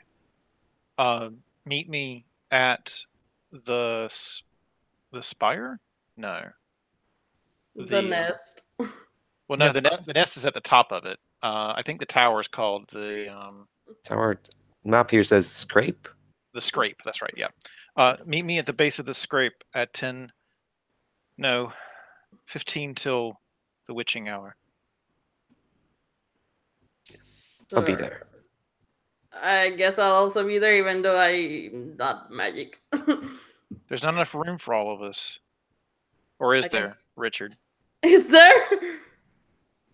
That tower script seems to be like about the width of the keep, so... Right.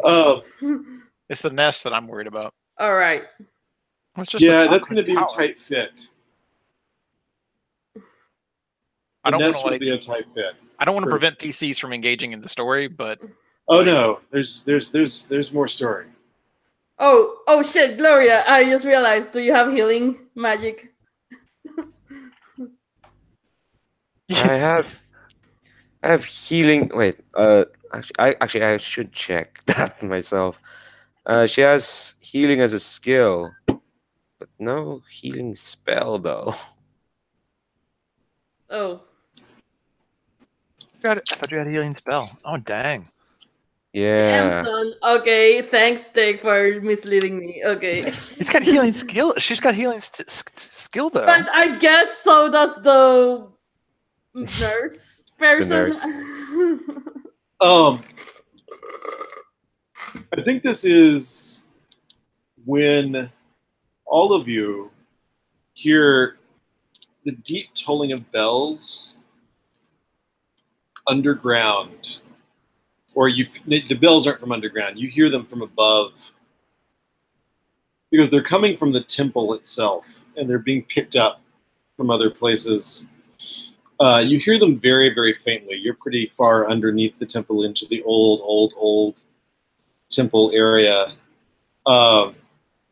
We should go back up. And I think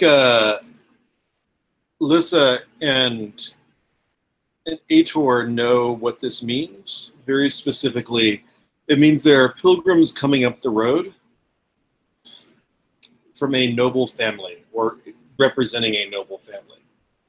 A lot of nobles don't make the pilgrimage to the pilgrimage site on the other side of the mountains themselves. They send proxies who do it on their behalf. Okay. Let's get dressed and get over there, okay? I see. And you'll know that your father and mother or your brother will be expected to receive whoever is coming. Yeah, no, I don't want Tristan to receive them because he's terrible at that, so let's go. You're getting dressed and heading upstairs. Stig, you've got Mile, who's a handful right now. What's your goal?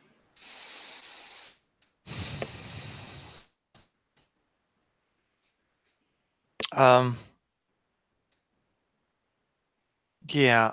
think Stig is gonna. Well, we're gonna go up together, I guess, and where the others are gonna be going. So Aitor's gonna be going back to the castle. It's getting towards. It's not evening yet, is it? I mean, we have time until the witching hour. We have some time, yes. Yeah. Well, I mean, you don't know. I mean, it's being sober and outside is a better way to tell time than being indoors. So I think we got up and got outside and take Mael back to the smithy. Get him, out of the way and safe. And Stig will probably say, I'll meet you all back at the castle.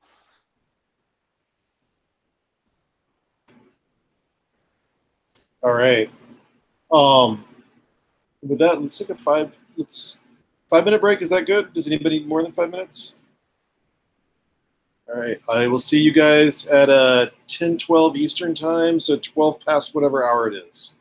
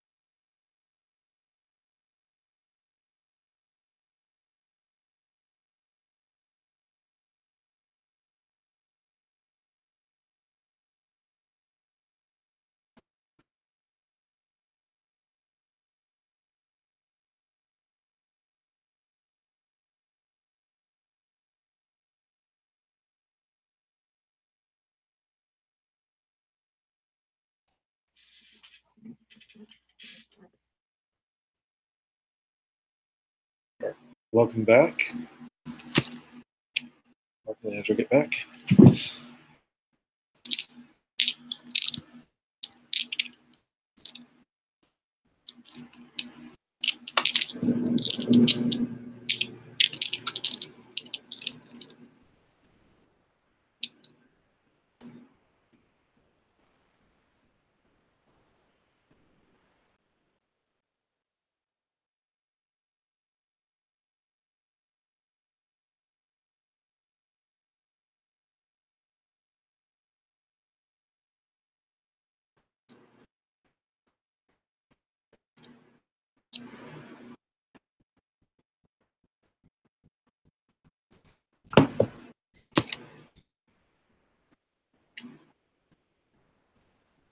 So, Gloria, where are you headed in this? Just very briefly, what's your plan once you get upstairs? Assuming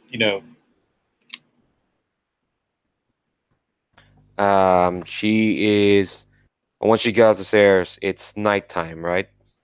Yeah. When you get upstairs, it's going to be evening-ish, Yeah. but the sun will be down. So she realized where she's meant to be, and it's just like not even gonna tell anyone else. It just starts marching towards them. 1 second. Can you hear me? Yeah. Okay, great. Yeah, she starts marching up the temple. You know. Oh, sorry, I just heard myself there. Yeah, 1 second. Sorry.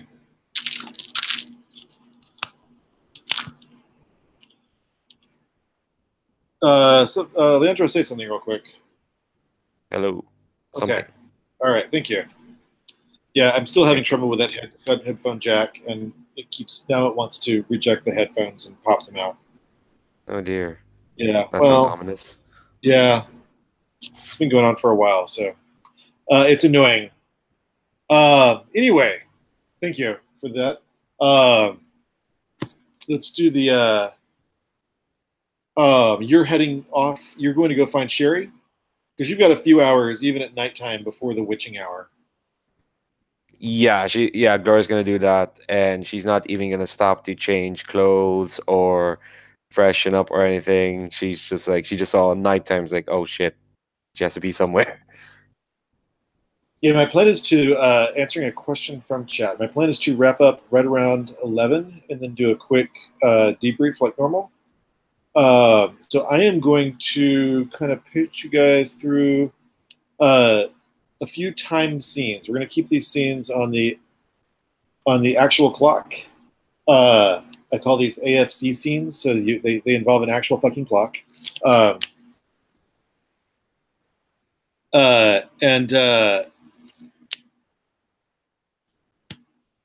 And then we'll sort of cycle through them, kind of cutting as needed.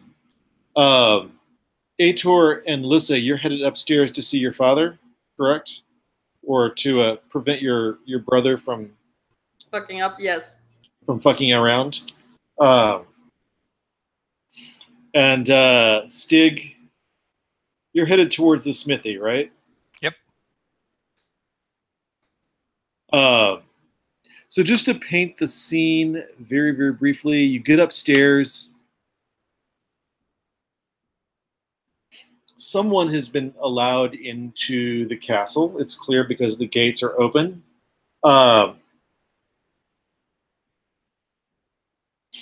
And the bells are continuing to ring, indicating that the visitors are pilgrims. But I think all of you, as you head about your various tasks, can see that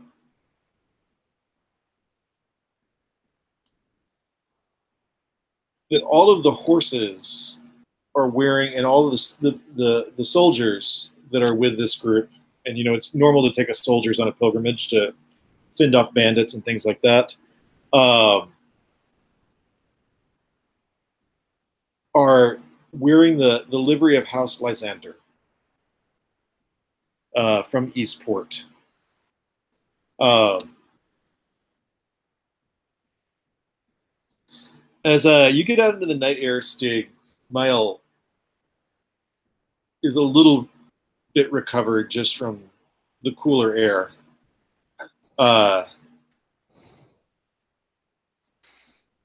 This may be the signature point when you realize that you've got his tunic on inside out. I have his on, or he has his on? He has, yeah. You had to sort of put it back onto him, and you put the tunic back on inside out. It was dark. He's also not let go of your hand. Okay, maybe He's feeling a nice, little, but a little clingy, maybe. But okay. yeah. He's clearly been badly frightened. Mm-hmm.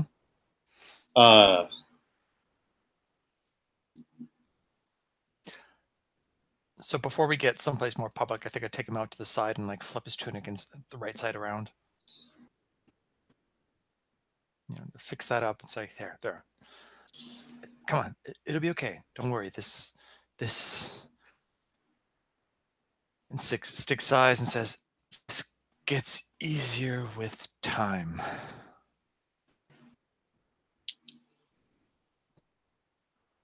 Gloria, you're hustling away to find Sherry. Am I correct? Mm-hmm.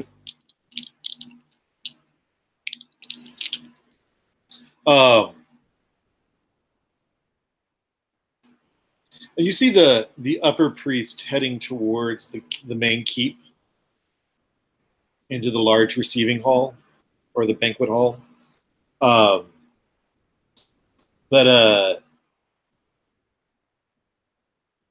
you see Sherry sort of standing near a kind of a lantern stand.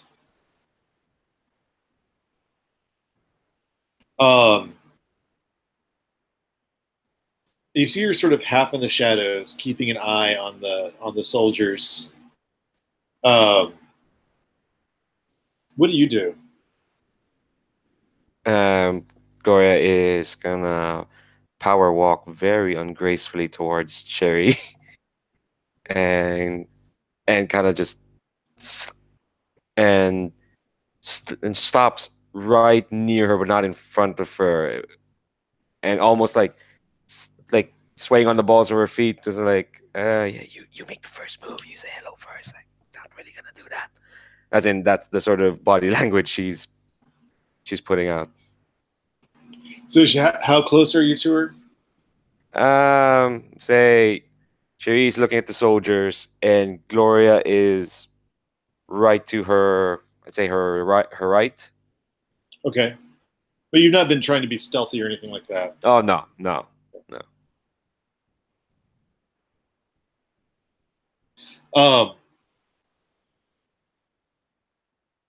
And as soon as you come up near her, she glances over and makes a beeline straight for you. She even like folds her hands as if she's walking in an official procession sort of thing. And are you wearing like a tunic or robe? What do you normally sort of go around town in? Yeah, I think it's a. Hold on, look at that image I put on our character keeper. Yeah, I think it is kind of like a short black tunic and like a ankle length dress. Okay. Yeah, and boots and whatnot. Yeah, She sort of grabs your sleeve and is kind of like tightens it around your arm. And she's like, "I'm so glad to see you. I'm glad you're here. I was worried you wouldn't come. Let's go somewhere else." Okay. Yeah. Glad to see you too. I guess we're gonna have that walk. Yeah. That walk, right? Anywhere. Yeah. Okay. And Gloria kind of just lead the way. I'll follow wherever you go. And she looks around sort of wildly for a second.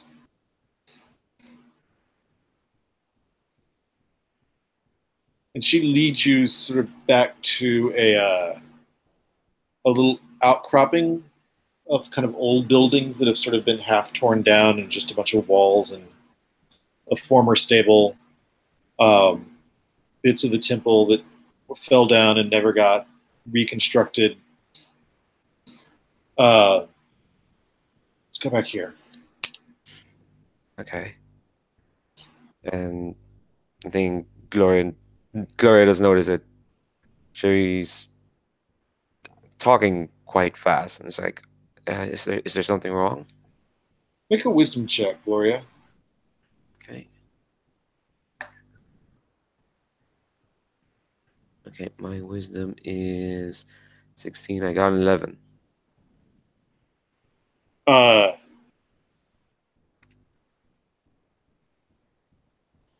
Some of the eyes of the soldiers are sort of trailing after you. Hmm. The two of you together. Yeah, I think, yeah. Why don't we let's switch over to the keep, where the senior priest and Tristan, the Duke, and the Duchess are all in, kind of come down from their beds and come down from dinner. And they've clearly hastily assembled something vaguely presentable. Aitor and Lyssa, you were both coming in, correct? How presentable are we? Like not even half. Like Yeah, there's not going to be a lot of hiding once you step into this receiving hall, unless you decide you want to hide. Well, it's not hide. It's more like how presentable are our clothes? Like, oh, how presentable are you? Yeah. Uh, We just got back from the catacombs, like, and we were just in a swim.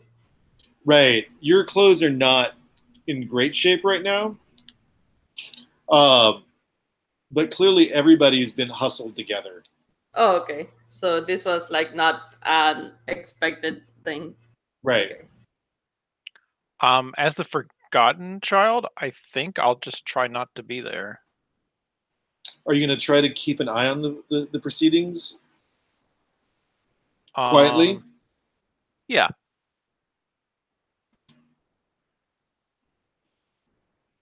Am I aware of the whole, how much am I aware about the contract thing that the conversation that Lyssa had with the servant of the Great Prince? You know exactly what Lyssa told you. Okay, cool. Lyssa. Yes. Roll 18 or under. Rolling dexterity with stealth. That is something I can try to do.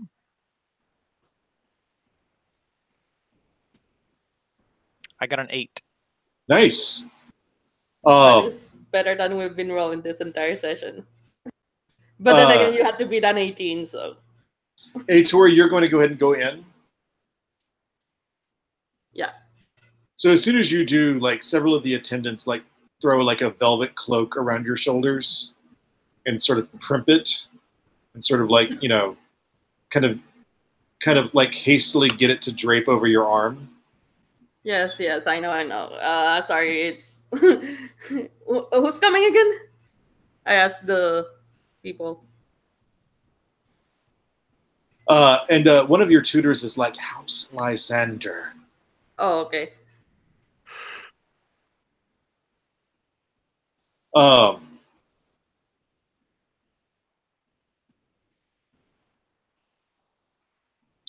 And where are you going to kind of keep an eye on the proceedings, Lyssa?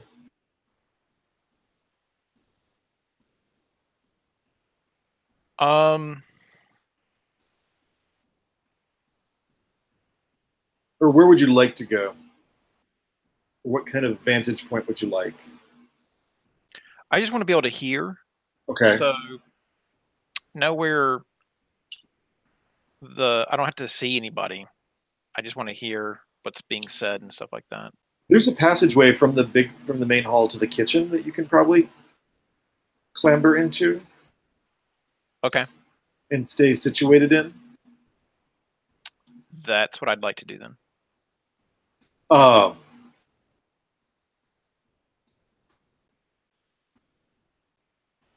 And as soon as you enter,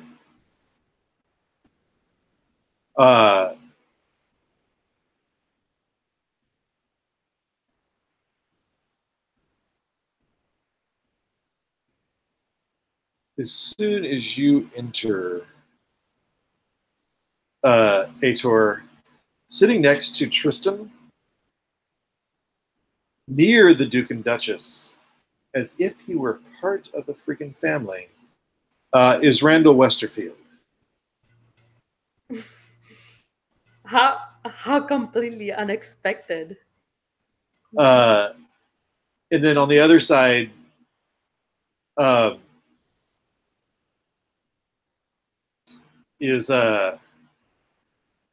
all the priests from the New God Temple.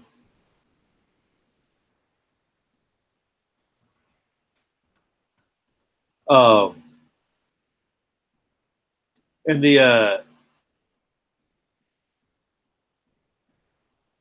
So how old is Randall Westerfield again? Like he's Tristan? 2021. He's a little bit older than Tristan. Okay. And they actually seat you.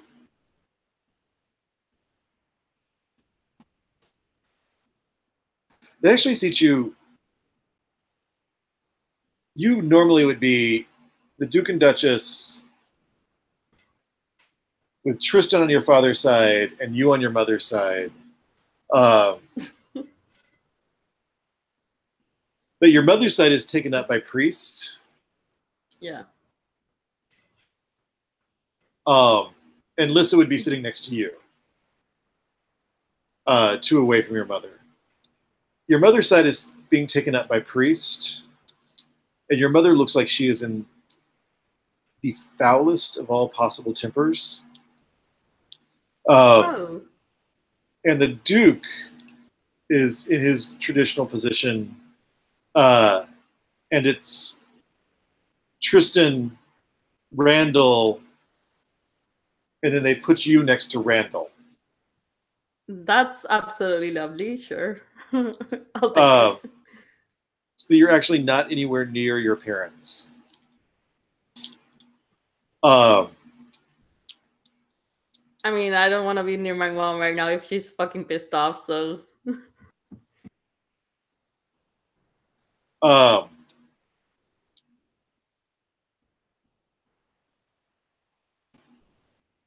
Lyssa, you can hear them starting as they do the trumpet fanfare. And I'd like you and Aitor to both make a wisdom check.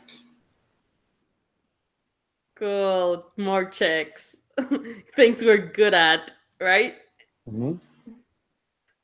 Wisdom is an 11, so a little bit more than 50% chance of actually working. Nope, it's a 12. Oh, wait, politics work? Subterfuge Yes. work? Okay, yes! Politics. That's a 13. 13, subterfuge. Lyssa, how are you doing with that? I rolled a 9 under a 10. So both of you notice, Lyssa, you can once you hear this, you can ask a question about what you hear, and Aitor, you can ask a question about what you see.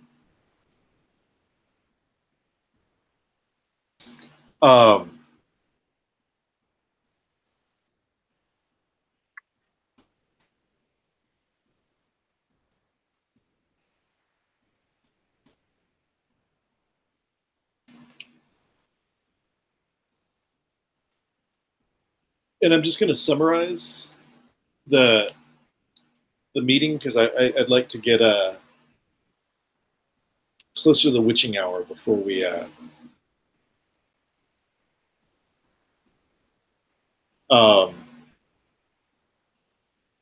cut.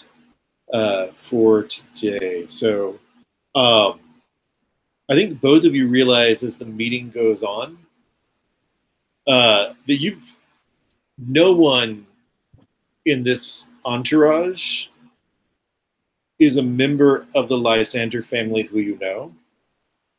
The one thing I forgot to open was a name generator. I apologize. But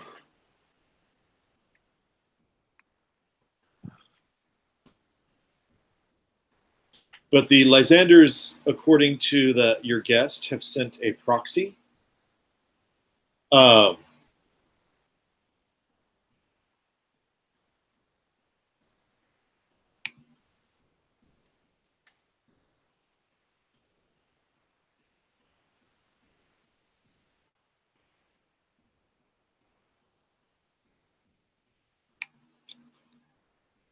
This is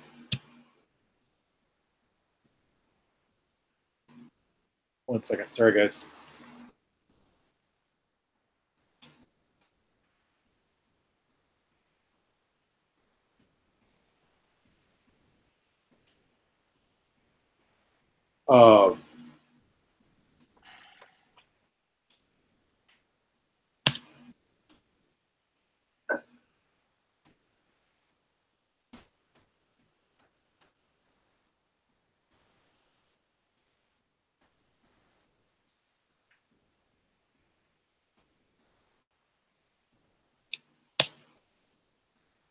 Is something wrong?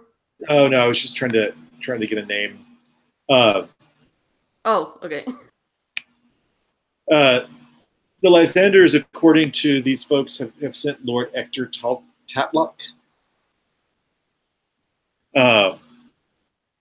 as their proxy to do a pilgrimage for their mercantile fortunes. Do we know who this Lord Hector is? Tatlock? No, you've never heard of Lord Aitor or the Tatlocks before. But the Lysanders are especially liberal in ways that your family is not, in promoting people to minor noble ranks. Okay. So my question is, do I see... Oh, wait, no. Never mind. I continue. It goes on interminably, and there's a little bit of like ritual exchange of pilgrims. There's a discussion of accommodations, and Tristan is being displaced from his rooms, which means you're being displaced from your rooms. As Lord Aitor will be, as a proxy for the Lysanders, will be given rooms that are beneath the near the Duke and Duchess's suite. So everybody's being messed around, but everybody's being very exceedingly polite and cheerful about it. And keep in mind that the Lysanders have been at war at various times in a low-grade sort of way with your family. But now everybody's just being polite to each other because they're here as pilgrims. Yes, I'm sorry. So my question is, do I see any signs of what might be magic or the Great Prince specifically? Like, I don't know much about the Great Prince, but do I see any signs of like this might be envoys from them and the people who made the contract initially? Make a wisdom check. All right, cool. You can add subterfuge to your wisdom score for this purpose. That's another 12, so yes. You don't know much about the Grey Prince or its relationship with the old gods or the new gods or anything else. But you do know, for somebody on the pilgrimage, Lord Aitor seems disdainful of the priest.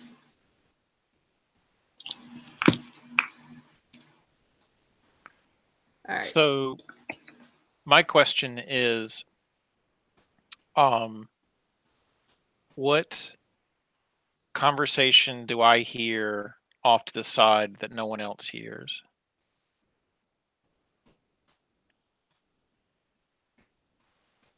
If any. I mean, if they're all tight-lipped, then that's perfectly fine. Stick to that, but...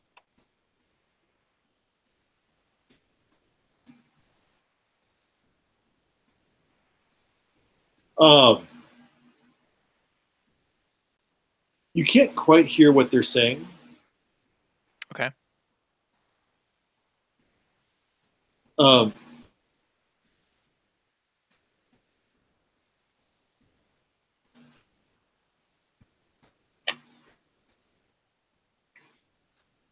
you hear Randall Westerfield's valet, a man by the name of Brewer.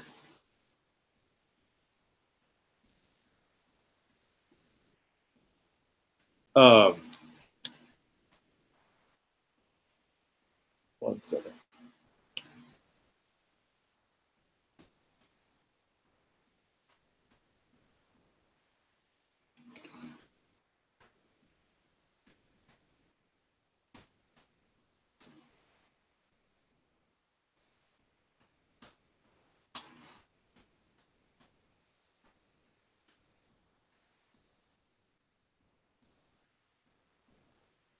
Talking in a very, very familiar way with someone who sounds like one of the Lysander servants that he keeps calling Nell,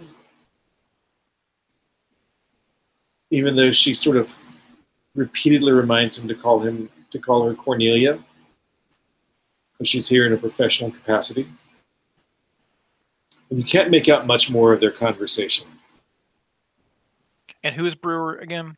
He is Randall Westerfield's valet. Right. Okay. Okay. I'm putting that into the NPC list to make it easy to remember. Thank you.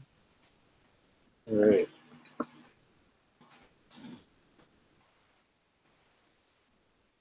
Gloria, your head's starting to clear in the night air as you and Sherry sort of move away from this crowd of soldiers who seem to be keeping an eye on you. Does Gloria recognize them as Lysander soldiers? They're certainly wearing Lysander livery. Mm. Yeah, Gloria, recognize that. Just then tell Sherry like, they know who I am. I'm used to their eyes, always on me, thinking I don't know, act out or something. Yeah, you'll learn to ignore them. That's true. You were in Eastport at one point, weren't you? Yeah. Why don't you roll with wisdom? Okay. That's a 3.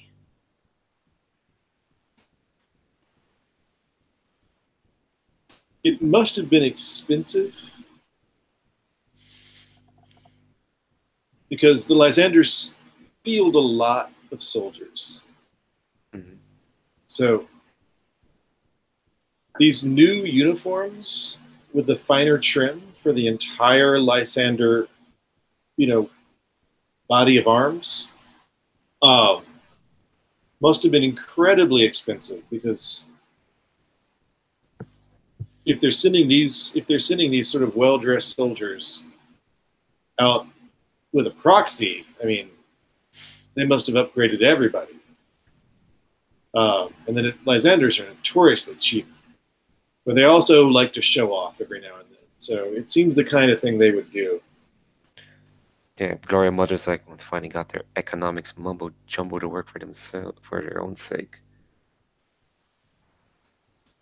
But these are not the details of the uniforms. I mean, it's the basics of the livery, but these are far nicer uniforms than Xander and his friends used to have to wear when they were doing work for the Lysanders. Mm. So like they were just looking on while Cherry kind of drags Gloria to these rundown buildings.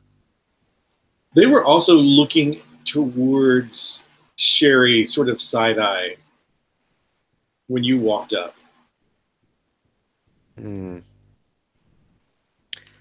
I think Gloria just turned to Sherry and is like, okay, look, tell me what's And happening. this is like, I mean, the proxy is supposed to be like, somebody who stands in for the Duke. But usually proxies don't actually get the full retinue of the Duke. Yeah. And this is a retinue that's large enough to escort the Duke through bandit country, which this is not. I mean, everybody has to deal with bandits everywhere, but this is not a lawless land in which you can just get mugged around any corner.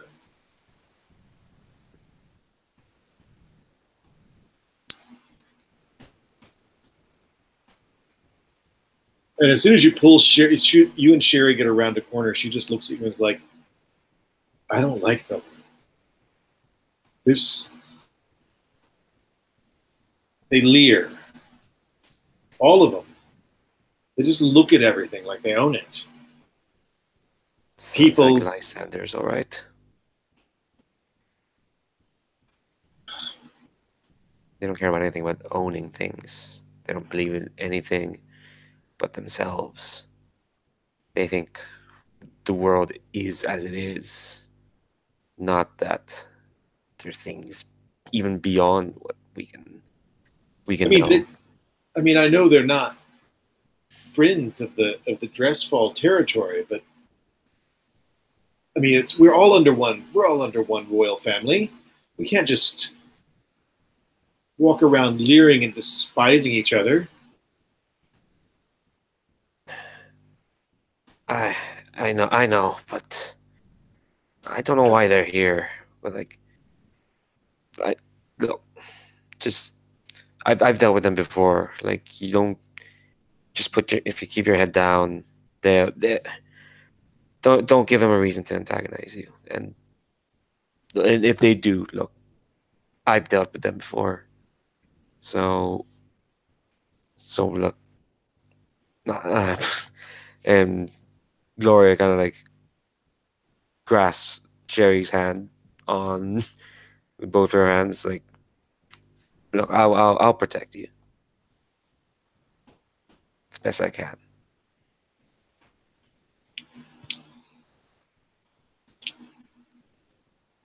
And Sherry just smiles at you. She's like, you're going to be my great protector. And Gloria, ferocious sword arm. Gloria cracks smiles at that. I think first time she smiled all day, and squeezes Sherry's hand harder. And she doesn't trust herself to say anything else other than squeezing her hands like.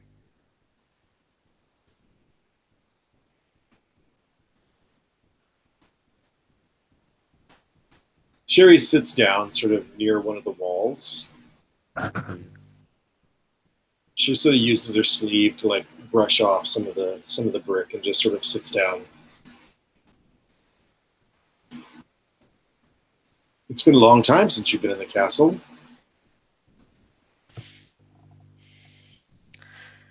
Yeah.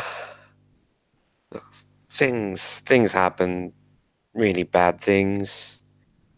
It's not yours or no. It's no one's fault, but a man he's dead now.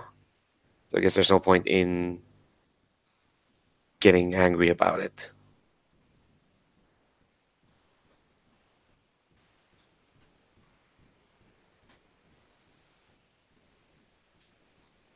Aki Sigmunder.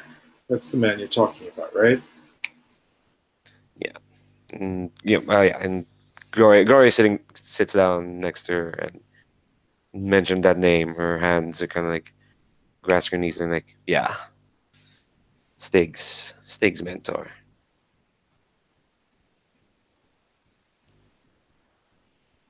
He's gone now, but thing that took him still out there. Out there where? Out there. Out here in this world. Doing whatever it wants.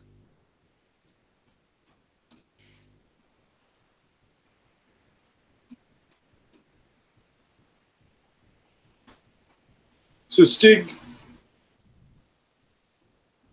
you're walking home with Mile.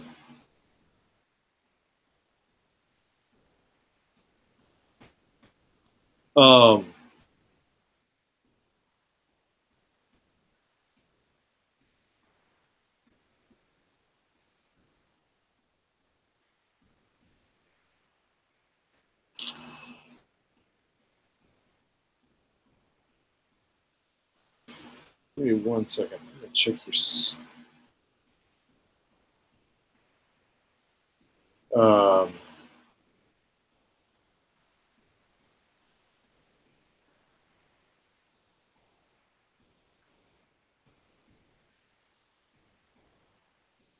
You're walking home with Mile, and he's relaxed a good bit as once you left the castle.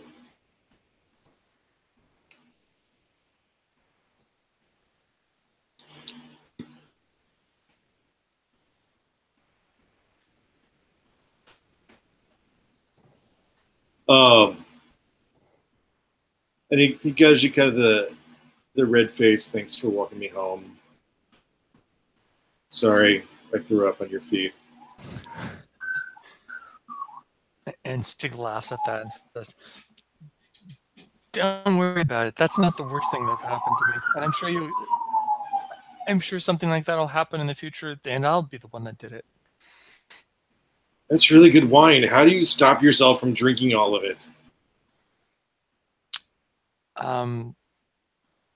The fear of the pain of the hangover will usually keep you from going too far too often. Oh my god, but it was so drinkable. Yeah, good And wine. I had the worst nightmare. What did you dream about? It was shadows in a circle around me and ganging up on me, and then this thing that just sounded like whispers.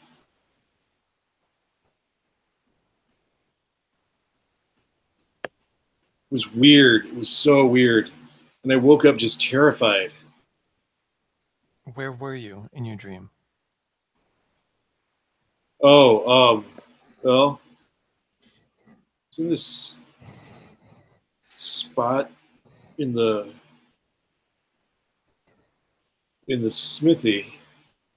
But it was dark and I couldn't see. But I could see the shadows moving around. And I couldn't light any lanterns, and I don't know.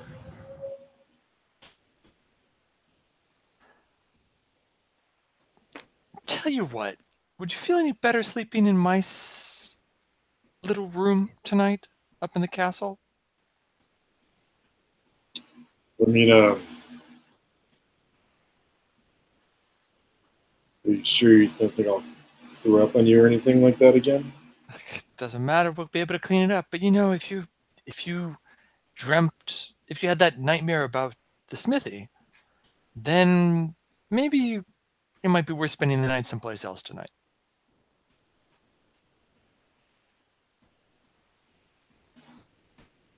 Someplace I can keep an eye on you. You're smooth, Wolfsuit. Like, I completely underestimated you. Like, I think Stig totally blushes at that, and he said, "Well, that could be, you know, that wasn't. I'm. Thanks." I think this is when he goes in for another kiss. But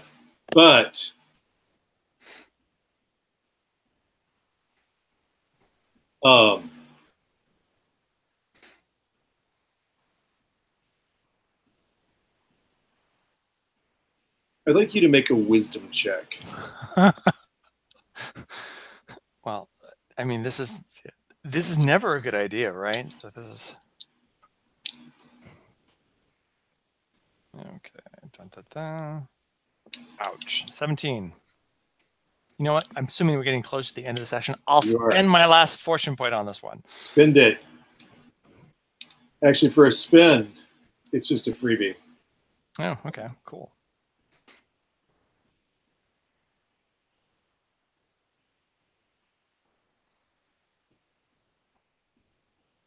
As he kisses you, you see lurking behind you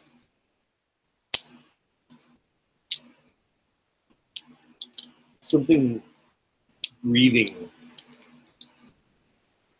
formed only out of words. Lurking behind me or behind him? Behind the two of you. Okay. So you see it over his shoulder. Okay.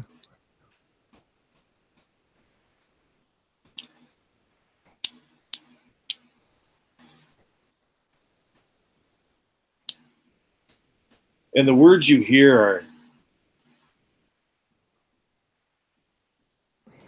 "Sorry to bother you. I think maybe you want something."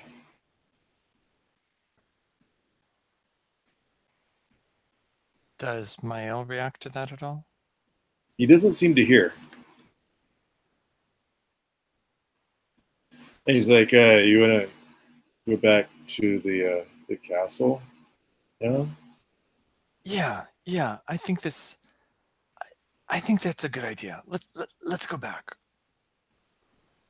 And I think as he was luring Mael away, I think he makes a rude gesture towards Whisper Tongue, and starts taking Mael up to the castle. That's what you think now. You'll need me. You'll need Whisper Tongue. Aitor, were you going to try to follow Lyssa and Gloria up into the tower? I'll let Lyssa know what what happened in the meeting since she wasn't there. And let her know that, are we sure this, we didn't know these people are coming, but are we sure that that they're not trying to do some foul play or some shit? What do you mean they're not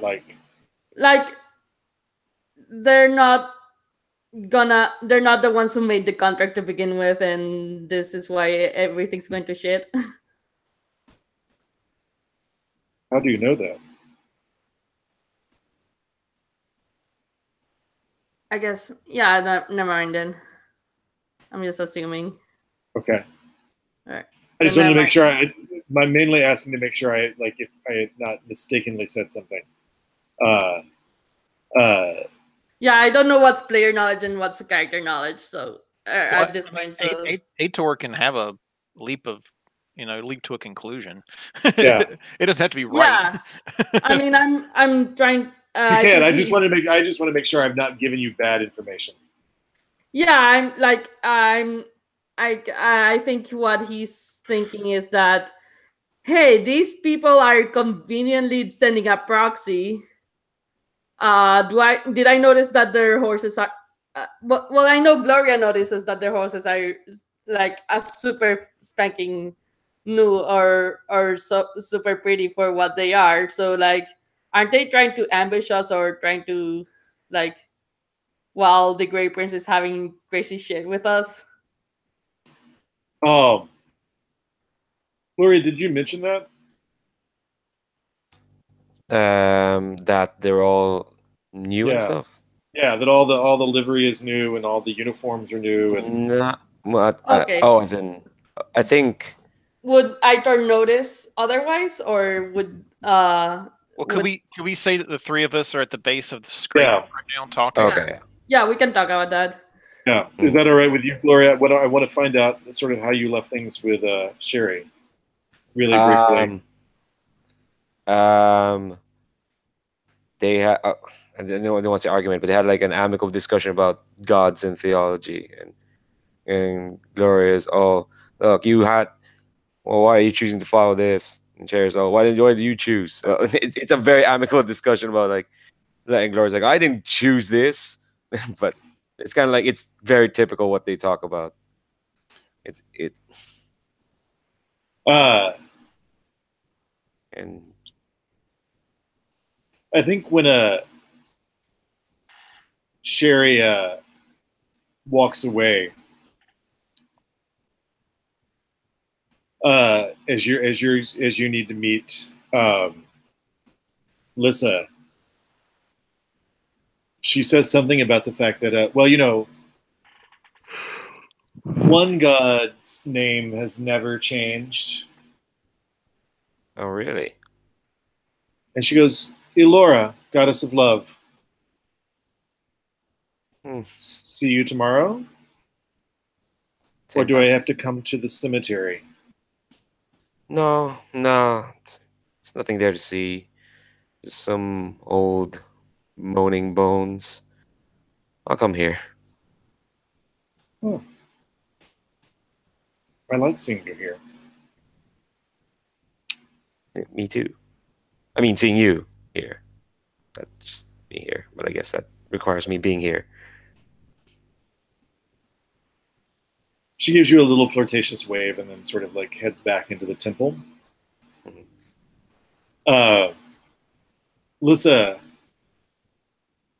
and Gloria and Aitor, with your conversation at the base of the tower, what do you share and what do you not share about what you've noticed or seen? I share also that Randall Westerfield seems to be super ingrained in our family since he's sitting like next to Tristan as if he's part of the family. Yeah. I heard his valet talking to one of the Lysander people like he knew who they were. He had a pet name for them and everything. Yeah, I share about how they've upgraded their livery and finery. They're showing off way more than they usually would. Yeah. After the witching hour and all that things, let's talk to father or someone. Think he'll be that forthcoming? No, well, father being the Drestfall Duke, like warn him that maybe there's something going on. Well, we did hear him enjoying himself very much. Hey, let's not talk about that. Okay. Yeah, no, Gloria, don't. Okay. That's completely different. All right. Well, I'm just saying, like, if you want to use that info, it's there. I don't want the Lysanders to take over the castle as much as, and I get the feeling that the Grey Prince is tied to them somehow. So, Lyssa, do what you gotta do. After tomorrow, we'll follow up on Lysander situation. Okay. Okay. All right. Cool. One thing at a time. Are you climbing up with them, Aitor? It will be crowded, but you can do it. Yeah, sure. I'll climb up in case stuff happens. Aitor, make a strength check. With climbing. Yeah, you can use climbing on that. I can use climbing on that. One of my skills. That's a 2. Nice, yeah. I'd like Gloria as well, just to check strength. I think that Lyssa gets in and out of the nest really, really frequently. So Yeah, I have strength of 12 and I got 19, but I will spend my fortune point to reroll that. You roll it. Cool, and that's a 7. Nice. So all three of you get up there.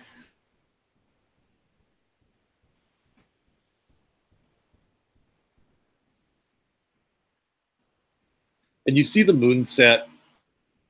And you know the witching hour cannot be far away. And Aitor, I need you to make a save versus spell. God fucking damn it. Another fucking saving throw versus spell to fall asleep. That is 15 out of 16. So no. And unless, sorry, you're about to say? The skills work here? I don't think so, right? No, they don't. Okay. Aitor, you're going to dream this conversation. But there's not going to be much you can say. Okay, cool. But there's a lot you can hear. All right, he probably put me to sleep because he knows I want to get stabbed again.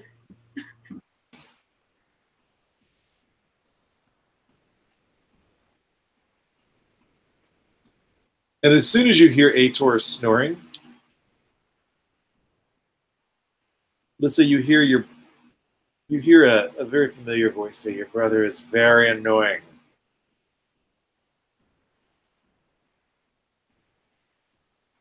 He's better than the other one. Oh, so much better.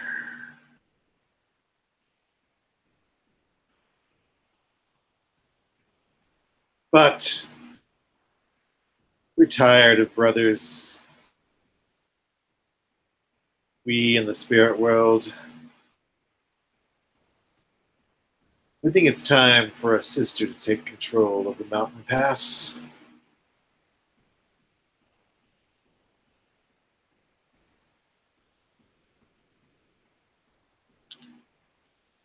And we're going to end it with him saying,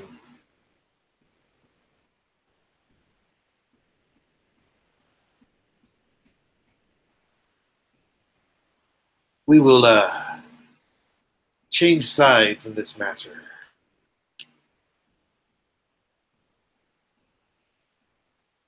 Lyssa Drestfall, if you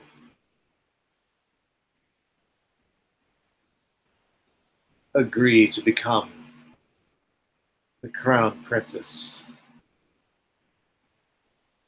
of the Crow's Watch,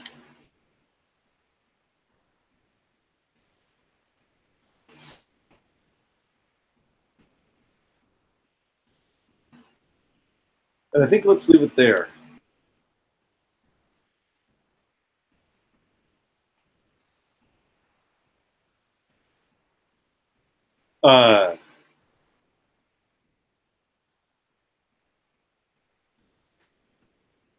Take just a second and then stop the broadcast.